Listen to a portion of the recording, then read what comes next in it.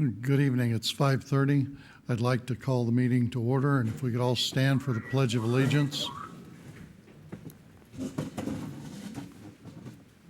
I pledge allegiance to the flag of the United States of America and to the republic for which it stands, one nation, under God, indivisible, with liberty and justice for all.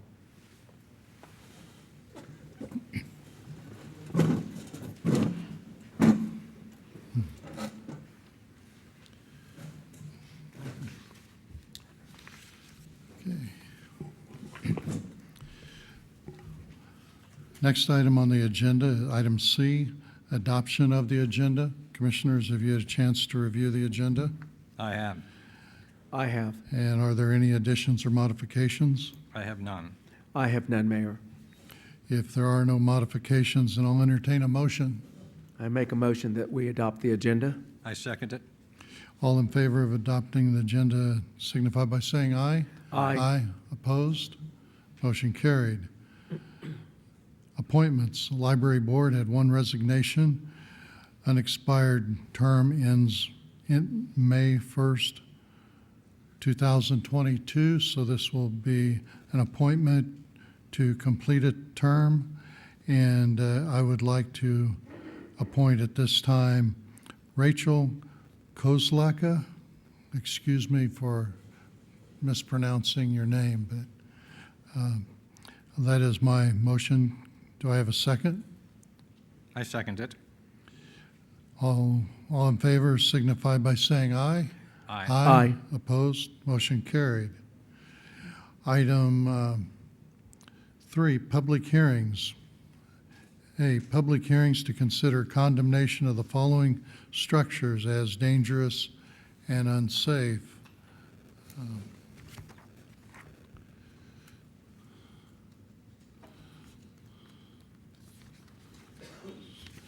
So at this time, I'll open the public hearing for 321 South 19th.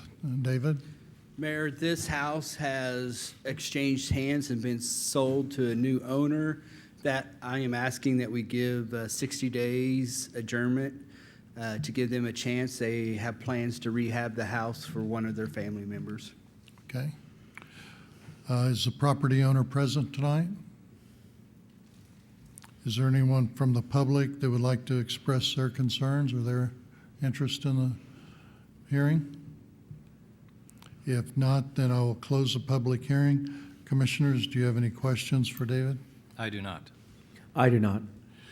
Okay, then if there's no questions, then I'll entertain a motion. I move to adjourn the public hearing for 60 days for 321 South 19th Street to November 19th, 2020 at 5:30 p.m. Second. You have a motion and a second. All in favor signify by saying aye. Aye. Aye. Opposed? Motion carried. Okay, at this time, I'll open a public hearing for 409 South 17th Street. David? Mayor, I have had no contact on this property, and I would ask the commission to consider this for condemnation. Okay. Is the property owner present? Is there anyone from the public that would like to express their concerns? If not, then I will close the public hearing. Commissioners, for discussion. Commissioners, do you have any questions? David, I'm going to assume until you tell us different that each of these residences is unoccupied. Correct. Is that correct? That is correct. Okay, thank you. Commissioner Ususi, do you have any questions? I have no questions. Okay, if there's no further questions, then I'll call for a motion. I move to adopt a resolution condemning 409 South 17th Street as dangerous and unsafe. Second. We have a motion and a second. All in favor signify by saying aye. Aye. Aye. Opposed? Motion carried. I'll open a public hearing for 414 South Walled Avenue. David? Mayor, I was contacted yesterday and have been working with the new owner. And I'm going to ask for a 60-day adjournment. They do plan on putting the house back in order. We need to work a little bit with zoning as to the use potentially going to become a shop. And he owns the property on the corner. He needs to get possession of this and get it registered with the county, and then adjoin the lots. And then through zoning, we probably can work out the shop. So with that, I would ask for 60 days to let us work through this process. They did clean up the property. The city did not have to do that. They had a bunch of cars backed up to it yesterday. I asked them to park them out in the street and stop blocking the sidewalks. And I think they're willing to work with us and get the house back in shape. Okay. Is the property owner present? Is there anyone from the public that would like to express their concerns? If not, then I will close the public hearing and open it for commissioner discussion. David, you're asking us for a 60-day extension? Yes, sir. Okay. Commissioner Ususi? I have none. And it will go back to a house or to a shop? That's what we need to work out with zoning and all, and visiting with Kelly, and she can tell, I think through the zoning, it potentially could be a shop. Isn't that what your thoughts are, Kelly? It could be an accessory use for a shop or a garage. If it's modified, it cannot be turned into a storage facility because that's not allowed in a residential district. So depending on what their use is, we should be able to work it out. Okay. Their intent, no Yes. matter what, it will be restored? Yeah, and- they are going to restore the front, yes. Okay, Yeah. great. If there's no further questions, then I will call for a motion. I move to adjourn the public hearing for 60 days for 414 South Wald Avenue to November 19th, 2020 at 5:30 PM. Second. Okay, we have a motion and a second. All in favor signify by saying aye. Aye. Aye. Opposed, motion carried.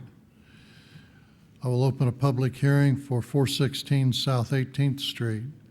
David? Mayor, this property too has exchanged hands, and we want to work with the new owner, and I would like to give them 60 days to bring it up to conditions, and have Aaron trying to make contact and work all this out. There's a little language barrier, but we will see what we can get accomplished in the next 60 days. Okay. Is owner of the property present, would like to address the commission?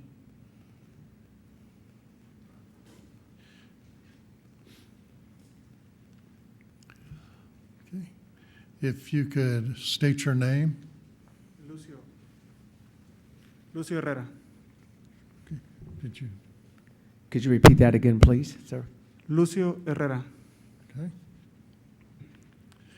And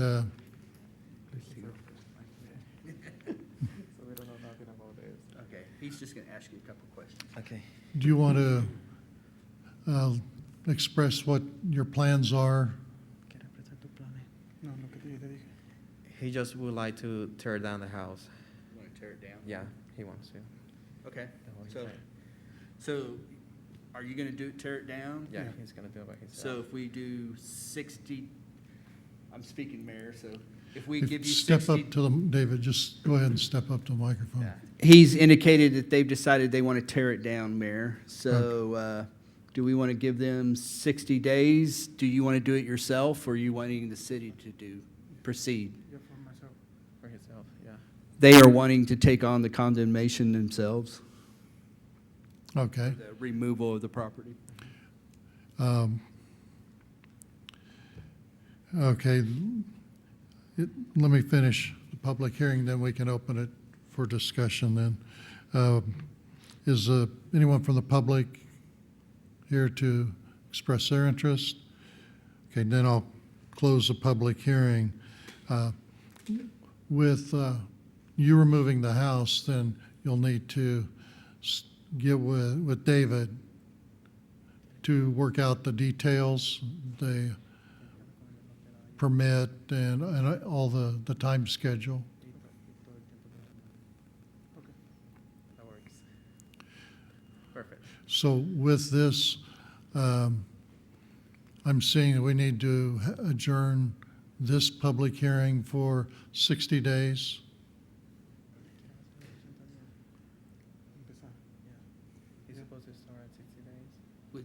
60 days For give you now. enough time to Yeah. at least get the process 60 going? días son suficientes para el proceso. Oh, para empezar. Yes. Yes. Okay. Commissioners, any questions for No, David or for I the had, owner? I had a chance to talk to both gentlemen here prior to the meeting, so Okay. I'm good. I'm good. Okay, then, if there's no further questions, then I'll call for a motion. I make a motion to adjourn the public hearing for 60 days for 416 South 18th Street to November 19th, 2020 at 5:30 PM. Second. Okay, we have a motion and a second. All in favor signify by saying aye. Aye. Aye. Opposed? Motion carried. Thank you for coming. Thank you. Tomorrow, come up to City Hall and we'll open it. Okay? Not now, but we're done. Okay, yeah. Ready? Okay. Okay, I'll open the public hearing for 509 North 14th. Mayor, I've had no contact from the property owner on this property. I would recommend the condemnation. Okay. Is a property owner present or their representative? Is there anyone from the public that would like to address the commission? If not, then I will close the public hearing. Commissioners, it's open for discussion. Any questions for David? I have none. I have none. Okay, then if there's no further questions, I'll call for a motion. I move to adopt a resolution condemning 509 North 14th Street as dangerous and unsafe. Second. We have a motion and a second. All in favor signify by saying aye. Aye. Aye. Opposed? Motion carried. I will open the public hearing for 708 South 16th Street. David? Mayor, I've had no contact on this structure either. I would recommend condemnation. Okay. Is the property owner or their representative present? Anyone from the public like to express their concerns or interest? If not, then I will close the public hearing. Commissioners, any questions? I have none. I have none. If there are no further questions, then I'll call for a motion. I move to adopt a resolution condemning 708 South 16th Street as dangerous and unsafe. Second. We have a motion and a second. All in favor signify by saying aye. Aye. Aye. Opposed? Motion carried. I'll open a public hearing for 801 East Birch Street. Mayor, if you remember from the previous meeting, the owner did come and ask for some time. She has since sold this house to another person, and Alicia Florio has asked for 60 days, and her plan is to rehab the house. So I'd ask for adjournment for 60 days. Okay. Is a property owner present tonight to address the commission? Is anyone from the public present that would like to address the commission? If not, then I will close the public hearing and open it for commission questions and discussion. I have no questions. I have none.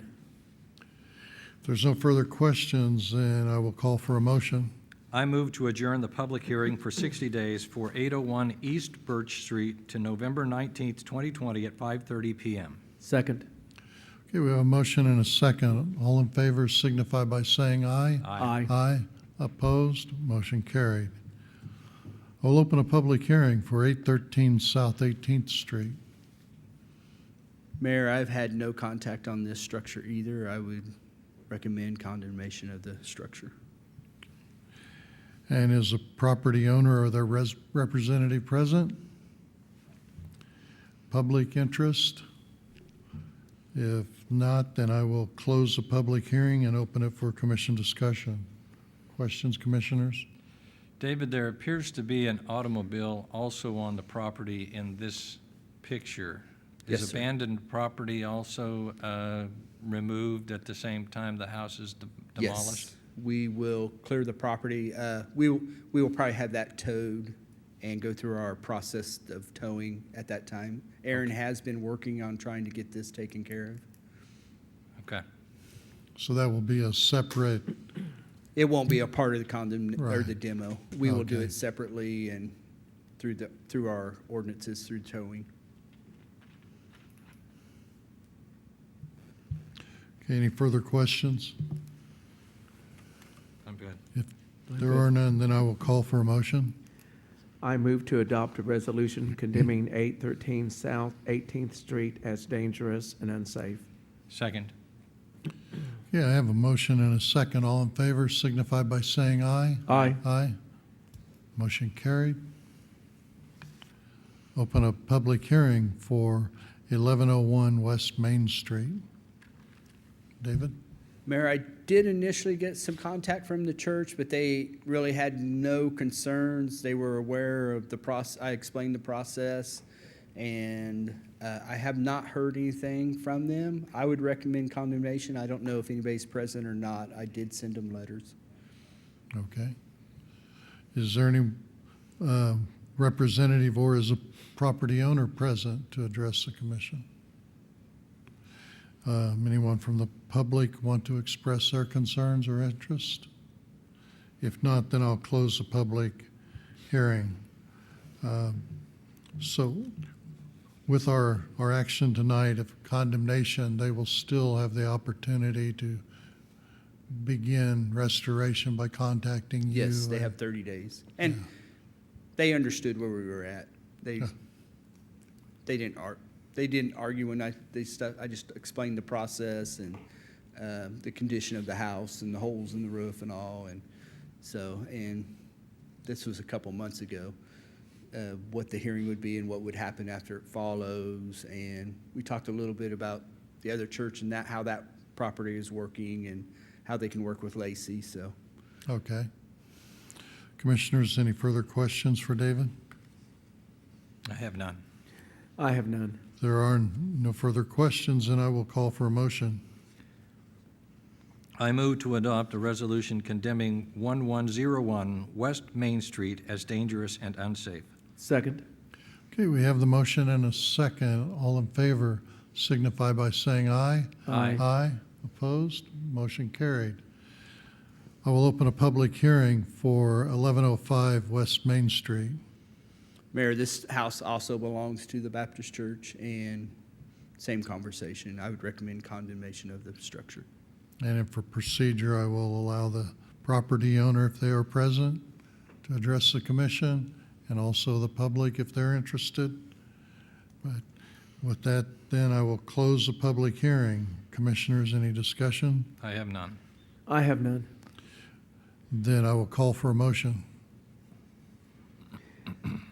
I move to adopt a resolution condemning 1105 West Main Street as dangerous and unsafe. Second. We have a motion and a second. All in favor signify by saying aye. Aye. Opposed? Motion carried. We'll open up the public hearing for 1217 North 9th Street. David? Mayor, I've had no contact from the property owner on this property. I would recommend condemnation of the property. Okay. Is the property owner present? Anyone from the public wish to address the commission? If not, then I'll close the public hearing. Commissioners, discussion? I have none. I have none. Then with no further questions, I will call for a motion. I move to adopt a resolution condemning 1217 North 9th Street as dangerous and unsafe. Second. We have a motion and a second. All in favor signify by saying aye. Aye. Aye. Opposed? Motion carried. I'll open a public hearing for 1217 North 9th Street. Mayor, this is a trailer parking lot that's in disrepair. A very lovely 96-year-old lady in Wichita, Kansas owns this. I had a very lovely conversation with her. She does not have the means or the desire to deal with this property anymore. She's going to let it go to a tax sale. So she understands the process. She appreciates what we're doing, and she just doesn't want to have to worry about it at night anymore. So I told her we would proceed with our condemnation and not to worry about it anymore. So Okay. she was okay with that. Okay. Then the property owner is not present. No. Anyone from the public want to address the commission? If not, I'll close the public hearing. David, do you know how close this is to going to a tax sale? I do not, and I don't know, just visiting with Lacey and Kelly and April, how soon we will take this on, because I can tell you it has in a previous tax sale, somebody did consider it, but the amount of money it was going to take to clean up the property, get rid of all the infrastructure, he decided to back out. So I can speak to the county and get a sense, I was and just, I don't was know if just anybody will curious. purchase it or not, and I don't know if Lacey or anybody. It's not on the November tax sale, so likely in 2 years. okay. Is the property in the floodplain? Yes, the east part, about the east quarter is in, so like Kelly's done with the other. You could parcel it out and develop a portion of it that's not in the floodplain.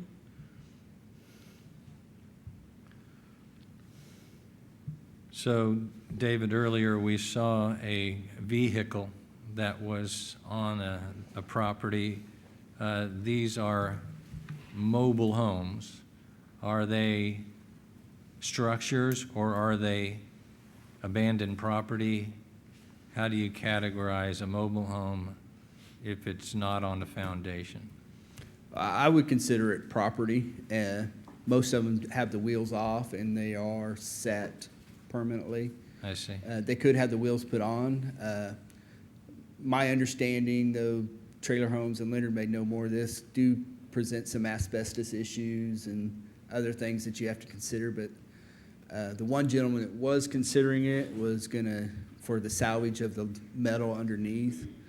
But it's an issue, and staff is just gonna have to figure out how to solve it when we get to that point.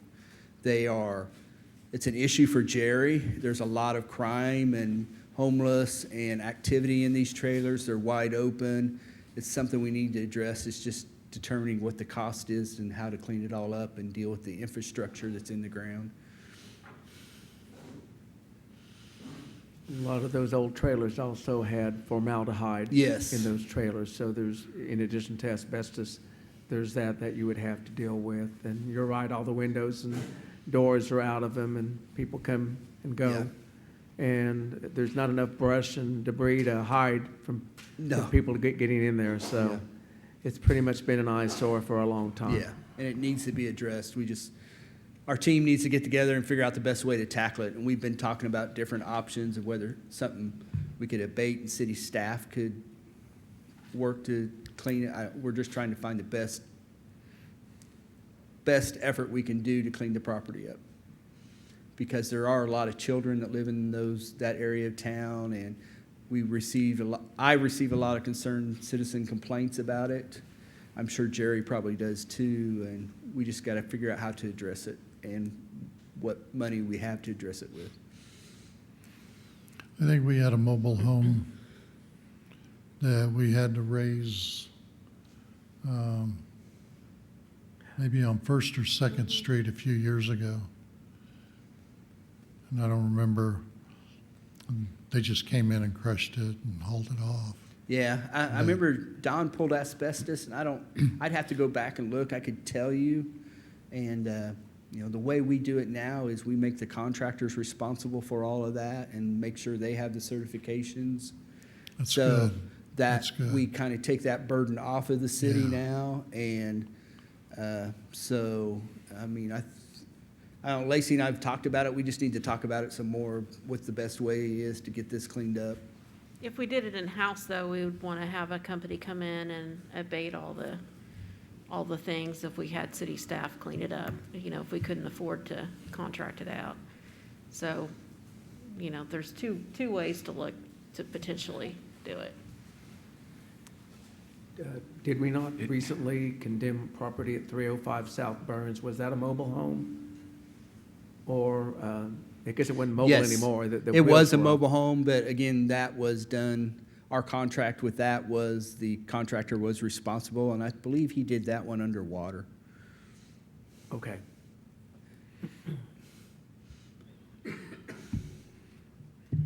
Yeah, that seems like a better way to go about to put all that into one Yep. package than try and go through and risk missing something Yep. and then coming back and, on that, it would, the advantage of bidding it if it comes in too high, Yeah. then regroup. But And I was thinking when we go out for this list, we could just put it out there just to see what it is, and so that you guys would have an idea what that cost is.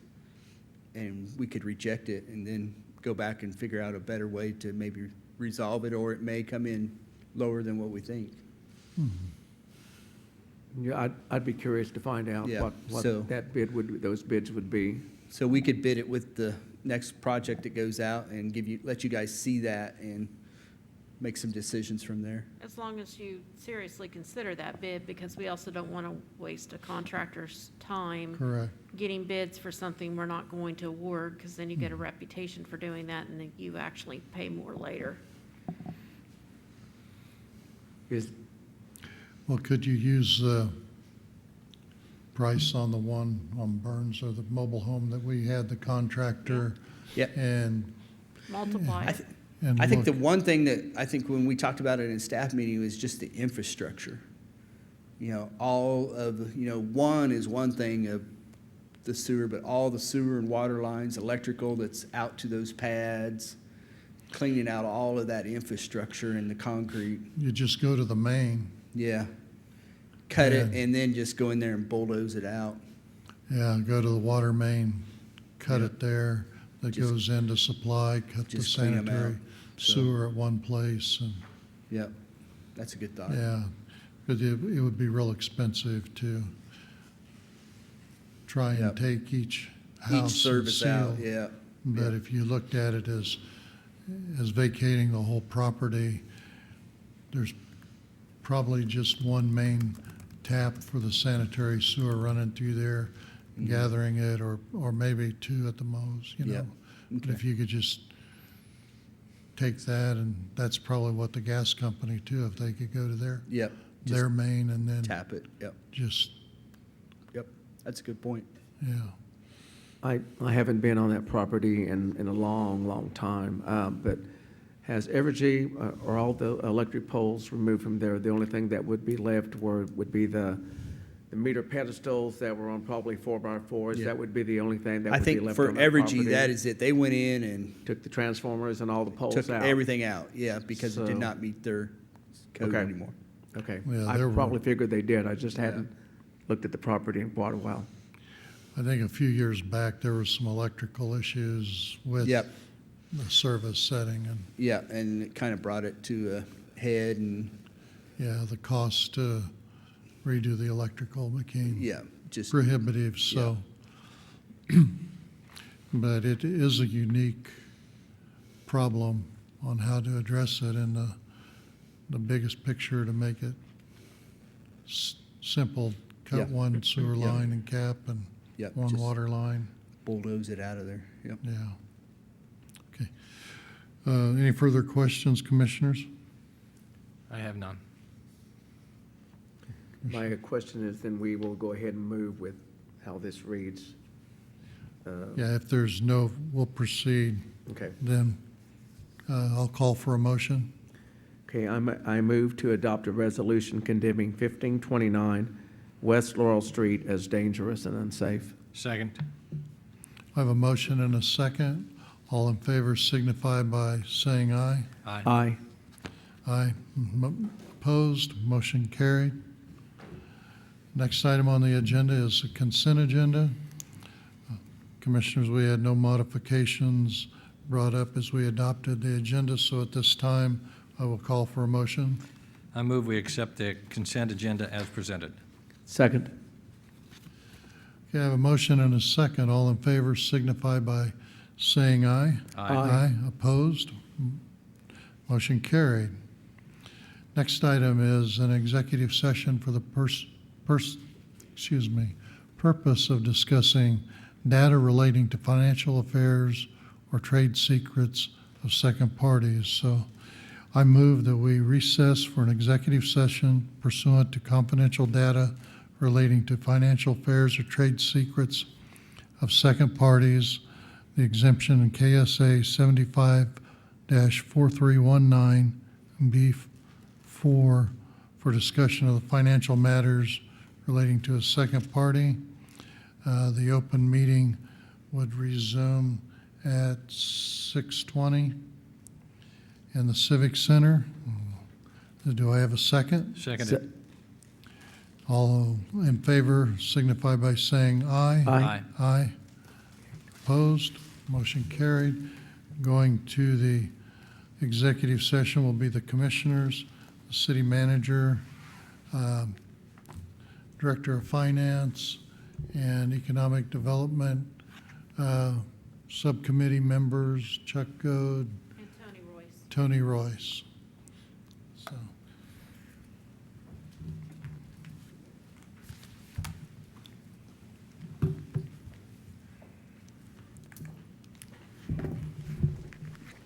Hey, Mayor, I'm on if you need to add me, Brian Williams. Brian Williams. oh, Brian? Okay, we'll reconnect you once we get into the room. Will that work, Kelly? Or, Brian, do you have a number that we can call you so it won't go through this line? Yeah, that's fine. Kelly, it's 417-299-5371. I got it. I got it. Okay. Okay, we'll call you back when we get into the session.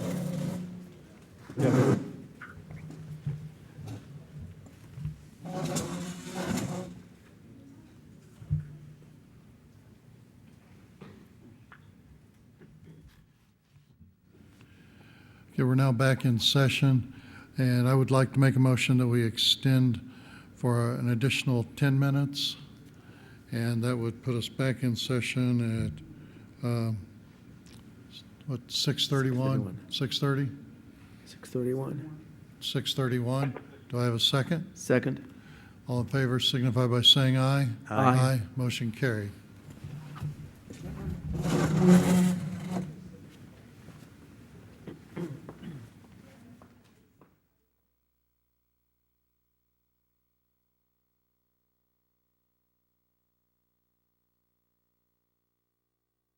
Okay, we are back in session, and there's no action taken from this executive session. So we will proceed with item 6, items for commission action. Consider a request to partner with Labette Health to expand the Independence Healthcare Center. Brian, are you on the phone? Brian? Yes, Mayor. Okay. Yes, Mayor. We're back in session now, and I don't know if you heard, we were ready to consider a request to partner with Labette Health to expand the Independence Healthcare Center. What we have received a recommendation from the Economic Development Advisory Board to utilize the Economic Development Fund with an incentive of $50,000 per year for 5 years with a total of $250,000 that would be in a forgivable loan.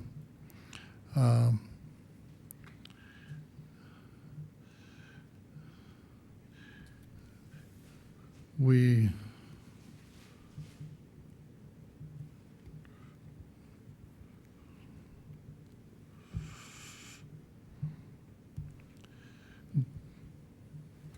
basically are at the point of options to act on this, or also at this time consider additional funding that would be outside of the economic development funding source, I guess you would call it. What we would need to do would be to look at your request. You were here about a month ago and had a short presentation, went over the ideas and some of the funding that you had in your plan for the project. I think there might be some additional questions that we need to visit with, clarification of some of the services, more detailed than general information. But commissioners, we have before us this proposal that we can act on now, or we can also discuss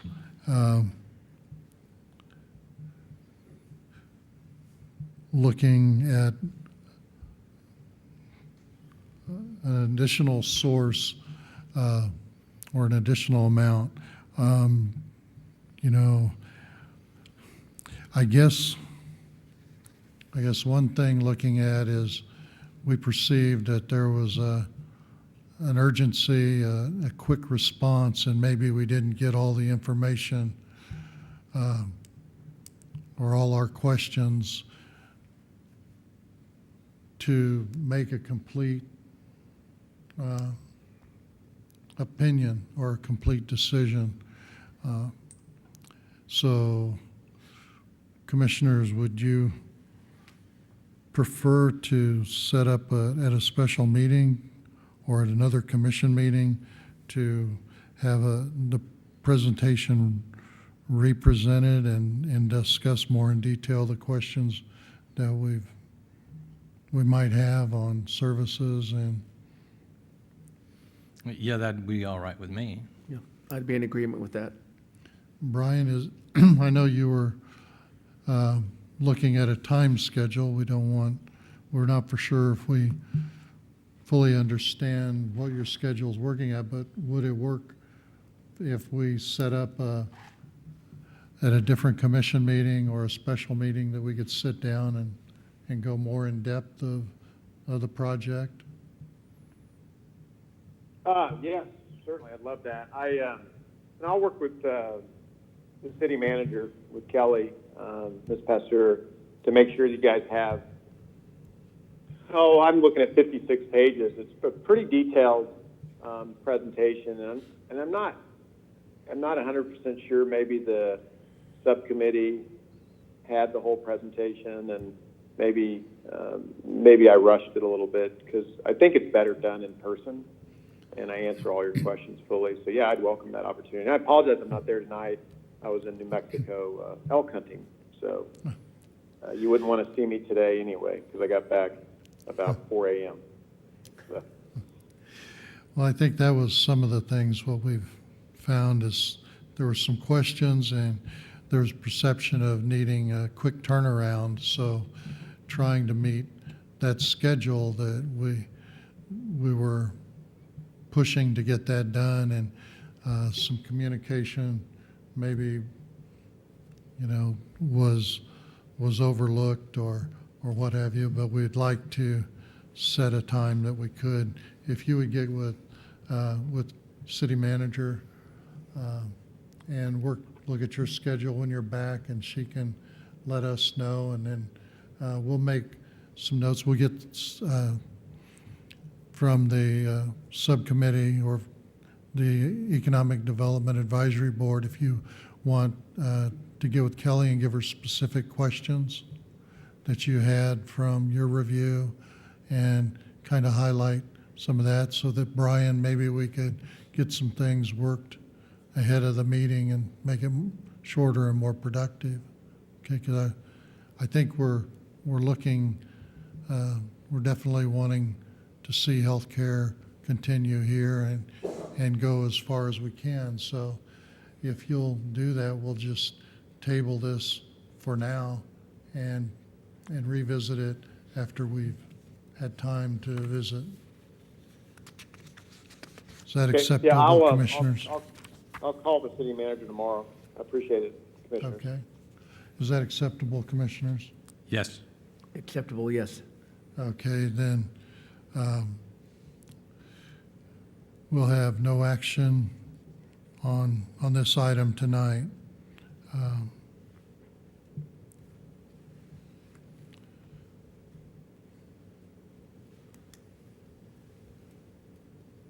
So shall we go on to item B? Consider Thank you, Brian. Consider setting the date of November 19th, 2020 at 5:30 PM for a public hearing to consider condemnation of 201 East Main Street as dangerous and unsafe. Mayor, I believe we had an address wrong for the owner last time. Jeff, the city attorney, did provide me with an address that we did send notification to, so I would ask to set the date of November 20th at 5:30 for a public hearing for dangerous and unsafe. Commissioners, do you have any question for David I concerning? do not. I do not. If there's no questions, then I will call for a motion. I move to set the date of November 19th, 2020 at 5:30 PM for a public hearing to consider condemnation of 201 East Main Street. Second. We have a motion and a second. All in favor signify by saying aye. Aye. Aye. Opposed? Motion carried. Okay. Next item C, consider authorizing the submission of the Kansas Housing Resource Corporation Moderate Income Housing Grant. April?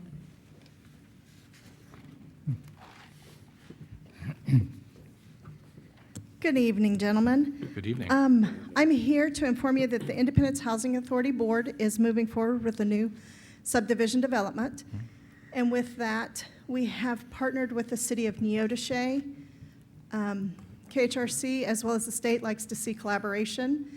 And they have some new opportunities in Kdhe, and we felt like it was a good partnership. So with that, we are requesting to submit a $400,000 grant to KHRC for the purpose of installing infrastructure. As you remember, several years ago, we purchased 7.39 acres for the purpose of a new subdivision development. In that development, we believe that we can put in 20 new lots. We'd like to phase it. We are submitting a grant for the $400,000, $200,000 of it for Independence, $200,000 of it for Kdhe. Phase 1, estimated costs for the Independence project is a total of $440,121. We're asking for the KHRC grant of $200,000. The city force account, which is their water lines, water meters, this is what they do for developments, what they did for Eisenhower and Country Village. That estimation is $65,380, and the balance of the funds to install the infrastructure for the 9 lots from the Housing Authority's Development Fund would be $174,741. So we're not asking anything from the city other than to do what they would for any developer with the installation of the water lines. All other funds would come from either the KHRC grant or the Independence Housing Authority's Development Fund. So does anybody have any questions? Will you include the sanitary sewer and storm drainage into your development cost, or will that be? That's included in all of this. Okay. It's included, well, the 65,000, That's included in the $174,000. The Housing Authority will be paying for the streets Okay. and the sanitary sewer but the installation. city will just install the water Water. mains with water meter sets. Correct. The sanitary sewer will be part of yours. Correct. Okay. Commissioners, questions? I guess I do have just a clarifying question. The property that you're talking about is indicated here in orange. Is that the, Correct. That's going to be first- Phase 1 development. that's the Phase 1 development? Correct. And so that is at the south end of some new pavement that is 11th Street? Correct. Okay. And that all, well, it actually connects to Pearl and Catalpa too. So the traffic could come to the subdivision or the new addition either down the 11th Street Road or down the Catalpa, I guess. Will this be an extension of Catalpa? And Pearl. The Phase 1 The will first be. addition would be Catalpa, right? Correct. Okay. And the reason why we did a cul-de-sac and not all the way through, because there's so much congestion and activity with the school district, the schools being there, we felt like it would just be safer if it were a cul-de-sac. So that's why we didn't extend it through to dump on to 13th Street. Will the water service then be capped in such a way that it will service the phase in green? Or will- Correct. We'll be able to do that. In actuality, we probably will just do 2 phases. We will do the orange Phase 1, and yes, it will be capped in a means of, or if the city's so inclined because they're there and it's easier for them to move forward, that's a Terry or someone else's decision at that point in time. But then we are anticipating, the plan is to go back to submit a grant next year for Phase 2 and Phase 3 together, so that the goal over the next 2 years, we would have infrastructure for 20 new homes. And the grants will be in the same amount, $200,000? Correct. That's the max. $400,000 is the max that KHRC will allow for each year to one grant applicant. So next year, would it be a partnership with Kdhe again? Yes, we've committed. $200,000 for Uh-huh. Kdhe and $200,000 for Independence? Yes, we've committed to them for this year and next year, and they've agreed. And they too have a 2-phase program, Phase 1 and Phase 2.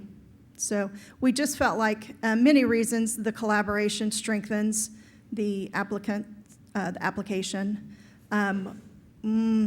January, I believe, we had the director of Kansas Housing Resources Corporation down for a joint meeting, and through that discussion, we brought up the potential for collaboration. Would they consider it? And at that time, he was very pleased with the thought process that we had of the collaboration.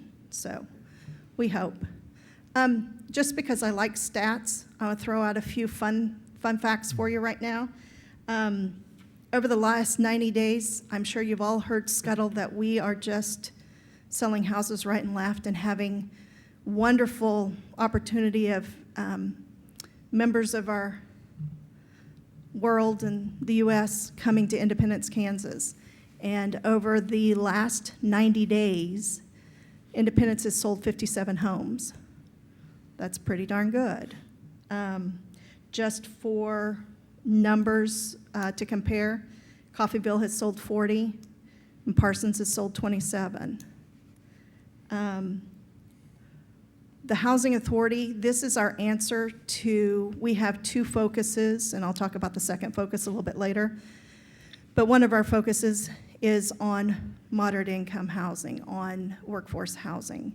And that is, price range from about 120 to 160. And Independence over the last 90 days, between 100,000 and 150 is 25% of those 57 homes have been sold in that price range. So we need it. It's the price range that the realtors tell me that goes in a heartbeat. If it's a nice, good quality home and it's priced right, they're selling. So I think that's great for independence. Out of those 57 homes that were sold in the last 90 days, how many of those are to people coming from outside? I didn't get that stat. I don't know. I will tell you that verbally visiting with, I have visited with all but one broker here in town. They are all busy.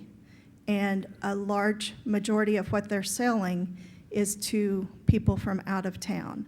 And I asked them why. What's the reasons? How do they find independence? A lot of it is people are wanting to get out of the drama, is the word they used, getting away from the activities that are going in the larger cities right now. They're wanting a simpler way of life, a safer life. That's been one that has been hit upon. And then when I asked them, how did they find independence? What are we doing? What's Google doing for us? And a lot of them said that yes, many of them are doing research on Google. Our chamber website has been mentioned several times. Our videos that we've put out have been mentioned several times. The other thing that's really been mentioned is people have driven through at some point in time in their life and remember independence. And so when they've looked at, I want to change up what I'm in, they have remembered that time that they were in independence. And so they've chosen to come back, or not come back, but to see if it would be a place they want to live. So that's been the stories I've heard time and time again. So I think whatever we got going, we just need to keep going. Okay? So what kind of time schedule are you looking? Is this all hinged upon getting the grant? It is right now, yes. And the time frame on the grant, we anticipate that they would make notification by the end of the year. With COVID, certain things are changed up. If we are awarded the grant by the end of the year, then our anticipation will be to move forward with it in 2021 right away. We'd like to get that infrastructure in. One of the other challenges we have is Independence doesn't have a great deal of vacant lots with infrastructure in a desirable, size and location for development. And the Housing Authority is not averse to, if somebody were to come in and want to buy that lot and construct, they would not be averse to that, because the whole goal is to just develop housing. So on the Eisenhower, you put in all the cul-de-sacs at one time, didn't you? we developed the first cul-de-sac, and then we received SB 417 funds due to the flood, the 2007 flood. We were awarded $1.1 million by KHRC to put the infrastructure in on the Okay. second through fourth cul-de-sac. And we were also given some funds for vertical construction. Okay. So you didn't build all the streets at one time. You put one street in, and then did the other two at a later date? We did the first street, and then we did the other three at a later date, Okay. when we had I the was funding. Wondering on this, if that was your plan, just to, because you've got 1 and 2 on one street, phase 1 and 2. Would you think that you would develop your 2 roads at the same time, then come back houses, or do your street and the cul-de-sac of phase 1 and 2 at one time, then come back for phase 3? That At a is what later I date. anticipate would be, Yeah. because we will wait until we have that, hopefully the grant match for 2021 to do the second phase. So just for planning for our utility, the water, that would go in, phase 1 and 2 would go all in at one time. And then phase 3 would be a separate water line installation. I think what we would do, right now, we're funding and requesting for phase 1, not phase 2. What I would anticipate we would do an add alternate in our bidding to include that Phase 2 to see what we could get more bang for our buck, if it was continuous. So yes, there would be a added increase for the city above that 65,380 if we were to include the Phase 2, and that would be,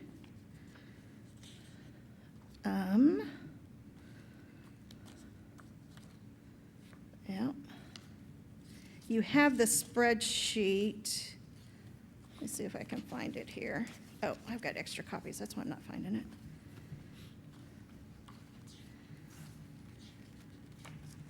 My phase, it's right here, sorry. It's Phase 3. Phase 2 is going to be approximately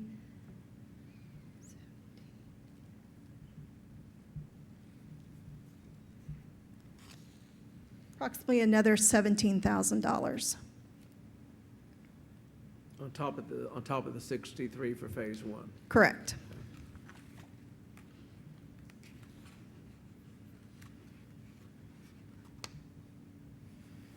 And I sat down and visited with Terry on all of these, Yeah. and he is aware of it. So yes, that would be true. The city's participation could go from that 65,380 to include an additional 17. Mhm. So, and now these are at a engineer's estimates. They could be less for the city. Well, good. Commissioners, any further questions? I'm good. I'm good. Okay, thank you, April. So if no Thank you, other April. questions, I'll Thank call you. for a motion. I make a motion to approve the submission of the Kansas Housing Resources Corporation Moderate Income Housing Grant and authorize the mayor to sign. Second. Okay, I have a motion and a second. All in favor signify by saying aye. Aye. Aye. Opposed? Motion carried. Thank you very April. much. Thank you, April. Thank you, April. Next, consider a request to vacate 27th Street from Main Street to Myrtle Street. David?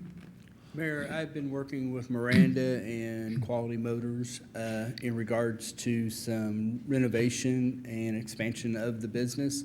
They are requesting to close from Myrtle to Main 27th Street for safety reasons and for part of what the renovation is. There are utilities in here. We have a large water line, and there's a sewer line that runs down the alley. And I believe there's also storm water in there.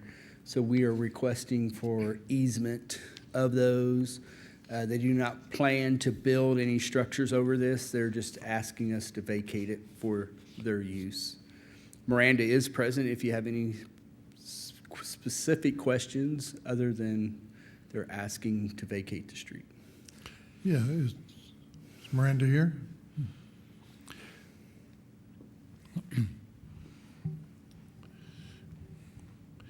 With your plans to close 27th Street, are you going to remove the access from Main Street to between the two buildings? Yes, we've been working with Kdhe with preliminary concepts on the possibility of removing the two west entrances and just consolidating down to a single entrance. So the plan is, if Kdhe allows us, is to close the two west entrances, so.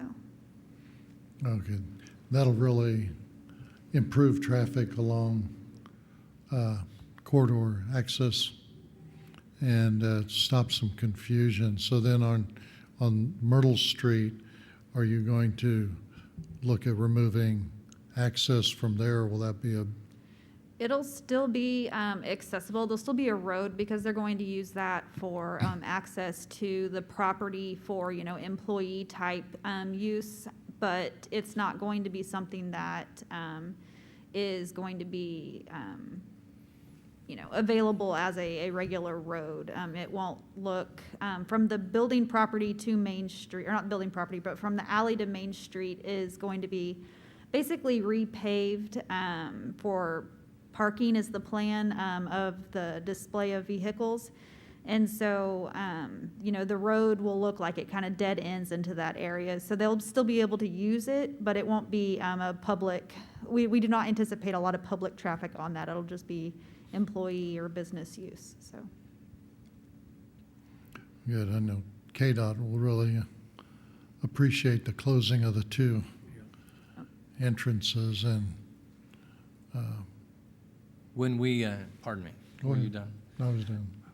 When we vacate a road like this and we don't close access to it, is there an appropriate signage that goes in place that either says no exit or dead end or private drive, or what is it that will indicate that this is no longer a through street? Yeah, so it's beneficial for the property owner, since that's going to be a back access into their property, to gate, fence, some kind of signage or do something. We just haven't gotten to that point yet, but we will provide that if, like I said, it's beneficial to them to do. We will provide something to indicate that that is a private, access point, but as at this time, we haven't really nailed that down. I hear you saying the property owner will provide that. It will be part of the design of the new project. In the scope of the project, we can put that in there, so. Okay. Commissioner Eustace, any questions? That cleans that up, yeah. And there was such a narrow space between those two buildings, and the last thing you really needed was traffic going through there. Yep, it is a with safety blind spots, hazard and right it's been now, a safety so. hazard for a long time. So this is a win-win. Yeah. The residence that is on Myrtle Street to the west of 27th there, they are marginally impacted by the closure of this street. Have they had any notice of this closure? They have not, that house is currently unoccupied, and Oh. it is on my radar. We have two right there that code enforcement is strongly working on and dealing with a lot of issues there. We have a lot of complaints there. It's hard to contact a resident of an unoccupied house. Yes. So, Now, one, To my knowledge, they do not own that. okay, so just an FYI, I don't know if you're aware of this, but when they vacate a street, half goes to each property owner on each side.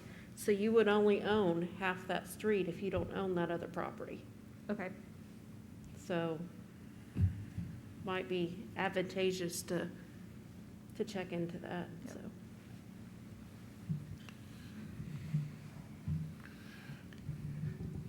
Well, that's a good point, Kelly. Yeah. In fact, what's the time frame to get this vacated? Because it sounds like they might need to work some details out. Yeah, because if they acquired the property, it wouldn't be an issue, but if they don't acquire it, then they only will have half of that road. So it'd be easier to get acquisition of the property prior to us. So probably, Tim, this might be a question for you. If we take action tonight and agree to vacate the property, at what point in time is it officially vacated? I think it's vacated now, and I don't, yeah, I think you've met with all the requirements. You have nothing to do with who owns the vacated property. You just follow the legal process to vacate the road, period. So if we go and vacate it tonight, then they can't use that street going north from their alley because they don't own half that property. Technically, that is true. It's not unlike when a railroad vacates Right. land or anybody else. They certainly wouldn't build a building on somebody else's property. No. I don't know what the intentions are to do with that land. They're just Why gonna don't you just use, go buy the house? I will mention that. I think they could. I will mention that. You may wish to table that and give them an opportunity to work on that, because if that's an absentee person, they're not gonna maintain the road, and once it's vacated, the city's not gonna maintain it anymore, and we don't wanna create an issue, so we might wanna give them time to work that out. Right, that's what I was wondering if we, That would be a good idea, is to try to get a hold of that. Mayor, I will say that on the ordinance, it does say that it doesn't go into effect until 30 days after its publication in the paper.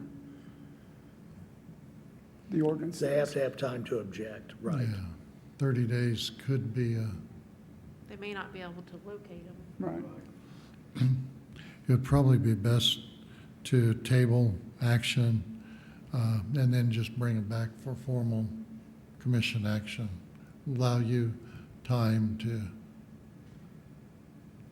we don't have any questions that she would need to provide us additional information that I know of. Do you, Commissioner Hayes, are you satisfied with? I'm answers? satisfied with tabling the motion for the moment. Commissioner Ususi? I'm in agreement. Okay, then, could I have a motion to table? I make a motion that we table a request to vacate 27th Street from Main Street to Myrtle Street. Second. We have a motion and a second. All in favor signify by saying aye. Aye. Opposed? Motion carried.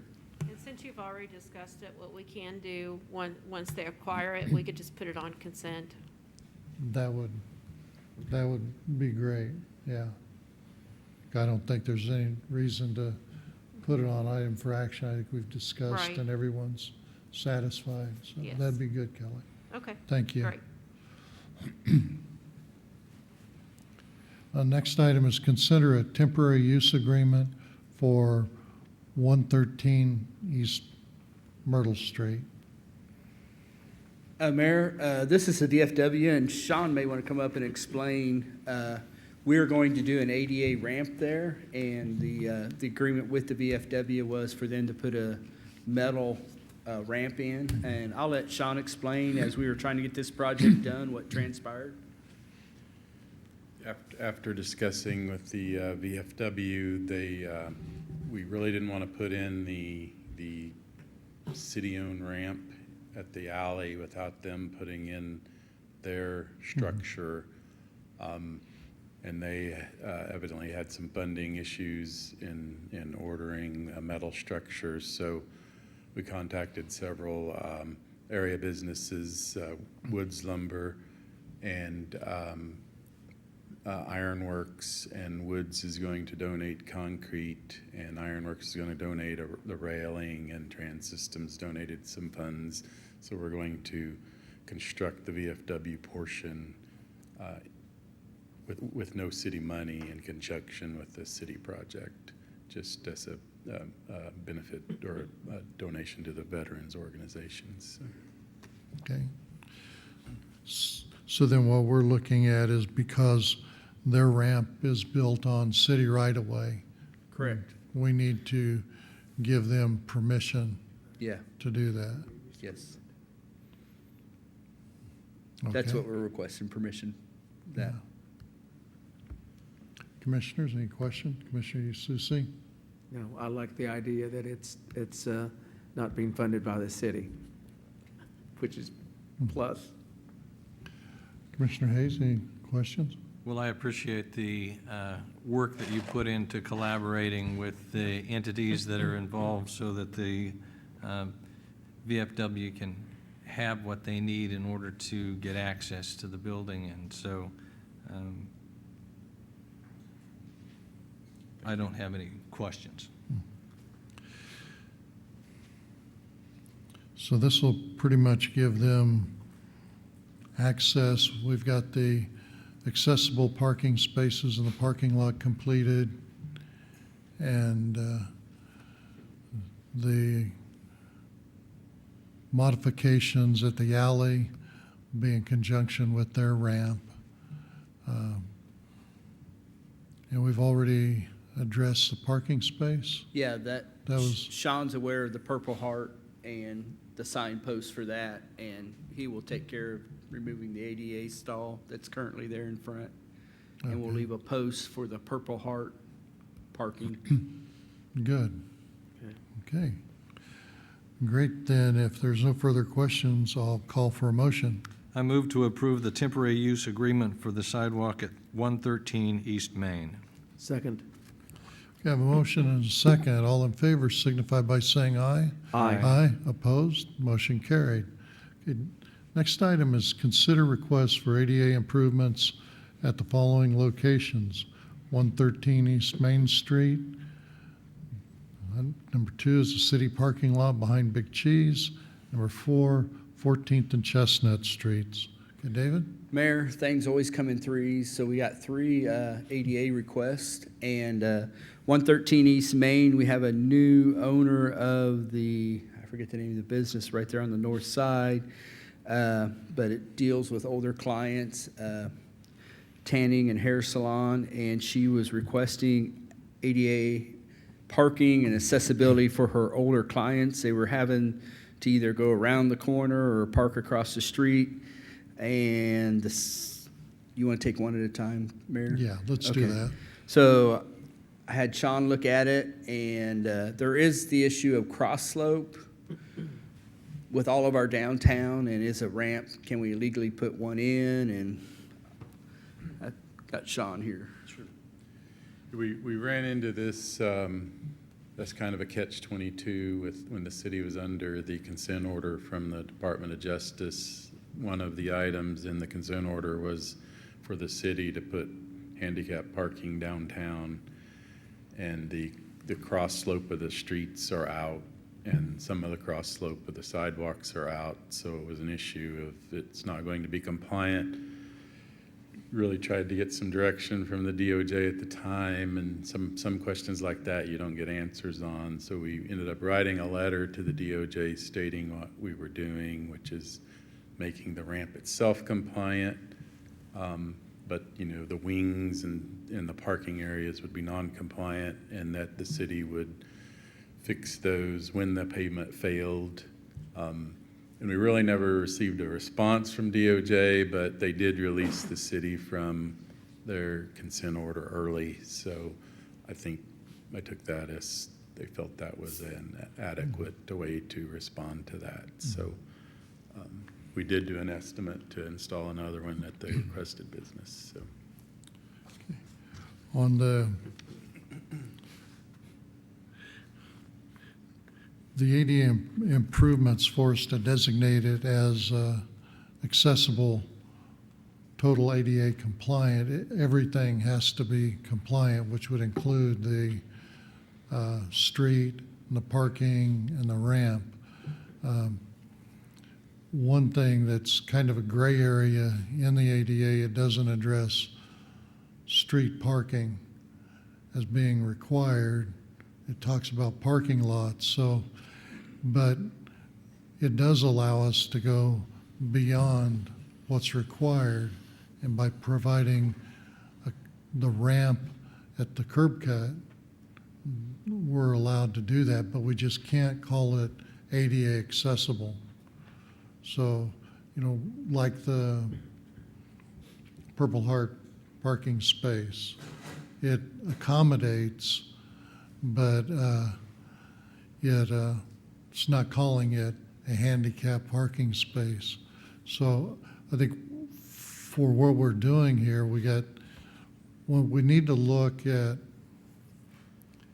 some standards. So, as the downtown becomes business service oriented instead of retail,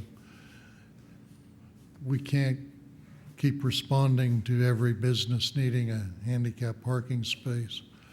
So originally, Sean, when you laid out the spaces, were you trying to look at one per block, or what was the theory? What I recall, and I can't remember if this was mandated by the DOJ or we used some design guide for direction, but it was a space every 22 spaces. So it was basically a space on either side of the street every block is what it amounted to. So I believe that block already has one, so this would be an additional request.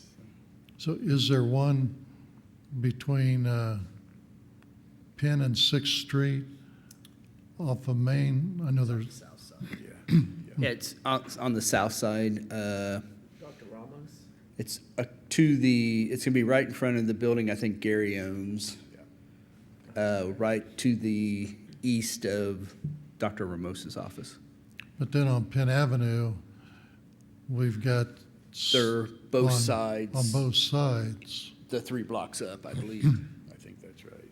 Yeah, I don't have that map So in front of me. I wonder if we look at doing that similar, where there's businesses like this, say, okay, we'll put one on the 100 block on the north side of Main Street between Sixth and Penn, but if another business calls and says, hey, you know, we've got the same issue, we want a handicap, that we can establish some policy that would, We are that way on West Main. We have one in front of the physical therapy and one in front of, it's not Dr. Kelly anymore, it's Webster. Dr. Webster's. Webster. There's 2 there. so this is kind of the only block we Yeah. miss. This would Yeah. bring them all Yep. consistent then. Yes, sir. Okay. I think that would be reasonable. You know, you don't want to have to cross in the middle of a block, but then the distance is a problem. Commissioners, what's your opinion? I think there's value in consistently deploying whatever we choose to do, so that there is a sense of fairness, but there's also a sense of predicting, you know, what it is we need to do going forward. So if this is inconsistent with what we have done in the past, taking this opportunity to correct for that seems appropriate. Commissioner Ususi? You know, I'm agreeing with, to be consistent. Let's do what we've done already. And we might consider a different symbol or some sign acknowledging that they aren't ADA compliant, because if somebody was injured by non-compliant grades and we've designated it as accessible, it could present an issue for Do we us. just leave it unmarked? We'll research it and Yeah. we just leave it unmarked but it's available there. Yeah, we can research that issue. I'm sure that's been done before. Yeah. And we'll see what some options are going forward. Okay. Okay, so I think we're in agreement. No more questions concerning, I have no more questions. okay. I'm good. Then. Mayor, just a quick correction. I must have gotten off a line, or maybe I stuttered. The temporary use agreement is for 113 East Myrtle Street. Did I say that correctly when I made the motion, or did I say Main?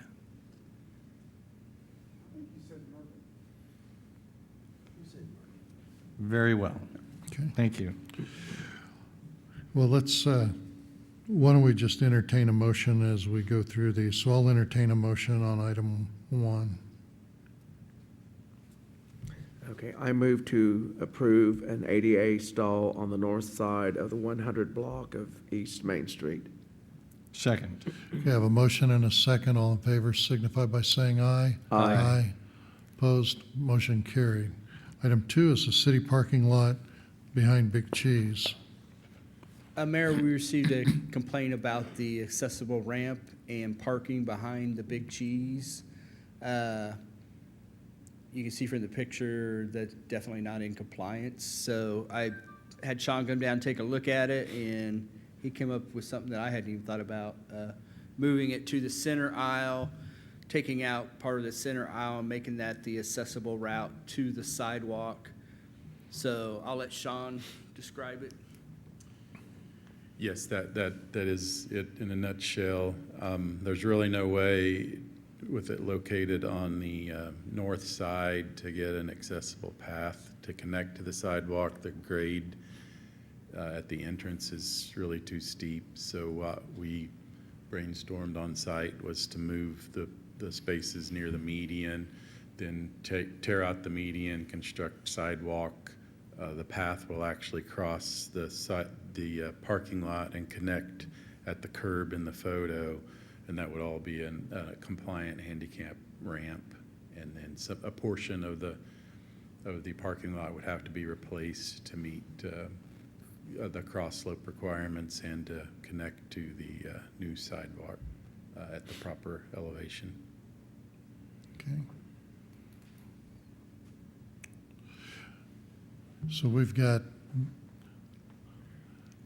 the parking lot on Chestnut is ADA compliant. Now, this one will be ADA compliant too. So the only one left will be at 6th and Myrtle. Yeah, and Kelly reminds Trainer, as we're talking about City Hall, that's part of that discussions that we're having, of getting Okay. that one compliant. Okay, good. So this will follow along with our directive from, Yes. and these can be truly ADA accessible. Okay, great.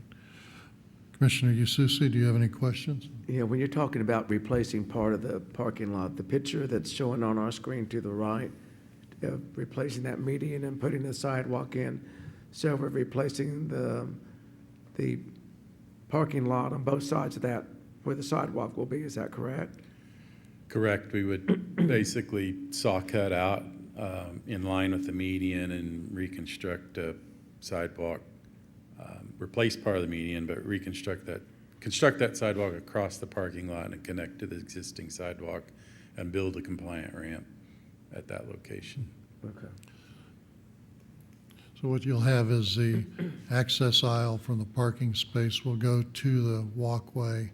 Then from the center walkway, it'll come towards us with a ramp at the curb we're looking at down to the main street sidewalk. Okay. Commissioner Hayes, do you have questions? Then where exactly is the handicapped parking stall? It can be on either side. With the silver vehicle, it could be there very easily. Okay. We will put in two. One will have to be van accessible. The other can just be a car. They'll be likely right next to each other. But they can be on either side, basically, in that general area with the silver vehicle. I see. Okay, thank you. Okay, if there's no further questions, I'll call for a motion for item 2. I move to approve ADA parking and accessibility in the parking lot on South Penn Avenue. Second? I have a motion and a second. All in favor signify by saying aye. Aye. Aye. Opposed? Motion carried. Okay, David? Mayor, we received a request at the DMV from the owner of the building. He had a client come to the facility in a wheelchair and could not access the sidewalk. Visited with Sean, we've looked at this. This is a very difficult corner. There's accessibility route issues. There's just all sorts of obstacles. There's steps. And, I'll let Sean talk to you about it. I visited with Mike. It will be in a future overlay project, but he wanted you to know from the 300 block north is concrete, and we've never overlaid that. Now, it may need overlaid at some point, and Chestnut was overlaid back in the 90s, but it hasn't been touched since. So that's kind of where we're at. Sean, do you have? Yes, this is a tough corner. The grade, the difference in elevation from the gutter line to the north, south, east, west sidewalk causes a lot of problems to get it to be totally ADA compliant on slope. So that's why it's so expensive. And typically, when in the city, we've tried to address every corner when you do a project. There is a caveat in the ADA where you can put in ADA regulations where you can just put in a ramp and then tie back into the sidewalk in 15 feet, and the grade is what it is. when the city was under the consent order, we never really did that because, for obvious reasons, but you could do that here. Technically, they would have ADA access. It'd just be one corner, and it would be, the cost would be about $3,500 to do that. It's just, like I said, it's just a very difficult corner to address, to totally address. It's going to be expensive. So. If the ramps that were put in, the bottom left, the middle on the right, were compliant by previous ADA, then we don't have to bring them up to current standards. And where the steps are, because of the impracticality of a ramp meeting the grade there, it's not required. So You are correct. There are some impracticalities that we can hang our hat on. We've tried not to do that very often. And I think you could probably do that in this instance as well. So. We could, the top picture on the left, provide a ramp there, because, and then that would provide the slopes gentler, that it would be easier to tie in, less expensive. And I think that would satisfy what the property owner and the state of Kansas request.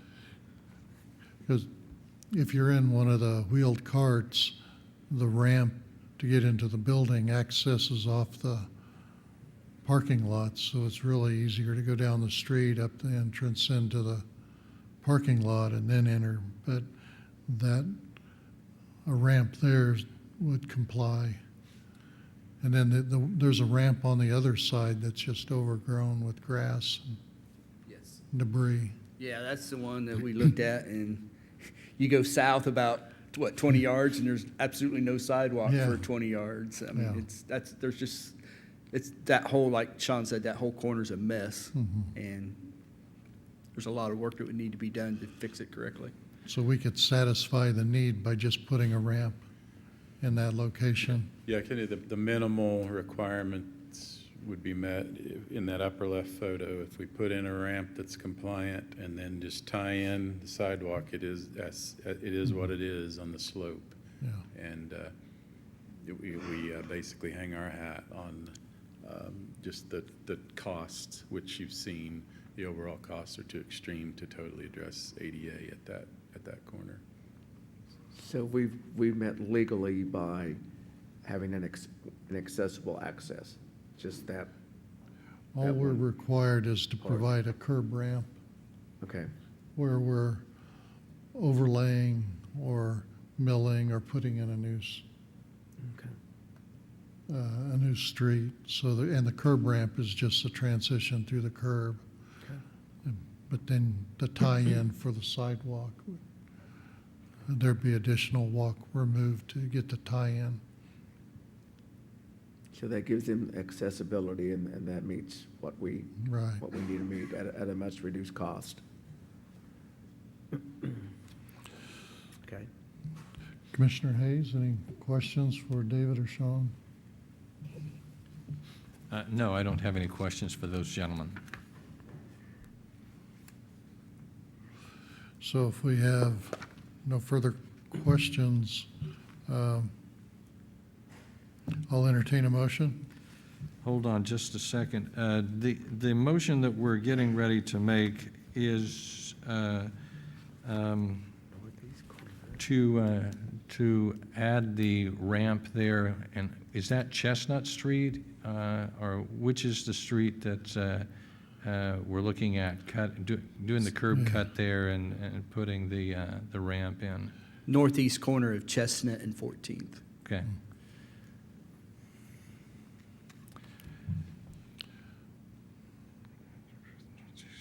Okay. Yep, I guess that is in fact the motion that's in front of us here, so I'm good to go. Okay, then I'll call for a motion. I move to approve the northeast corner southbound ramp to allow for accessibility to the DMV at 14th and Chestnut Streets. Second.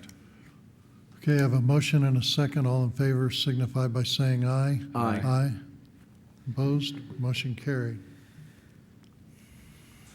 Item G, consider bids received to hard surface the apparatus bay driveway. Mayor, I'm going to let Sean talk primary about this, but due to, what's it called, Kelly, the zoning? Yeah, The zoning code, they didn't allow our exemption to continue.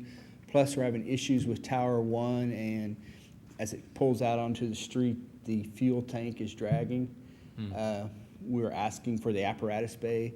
The one thing I do before I let Sean talk is our procurement policy requires 10 days bid, but due to the backlog of surveys, I think they're, 6 weeks behind.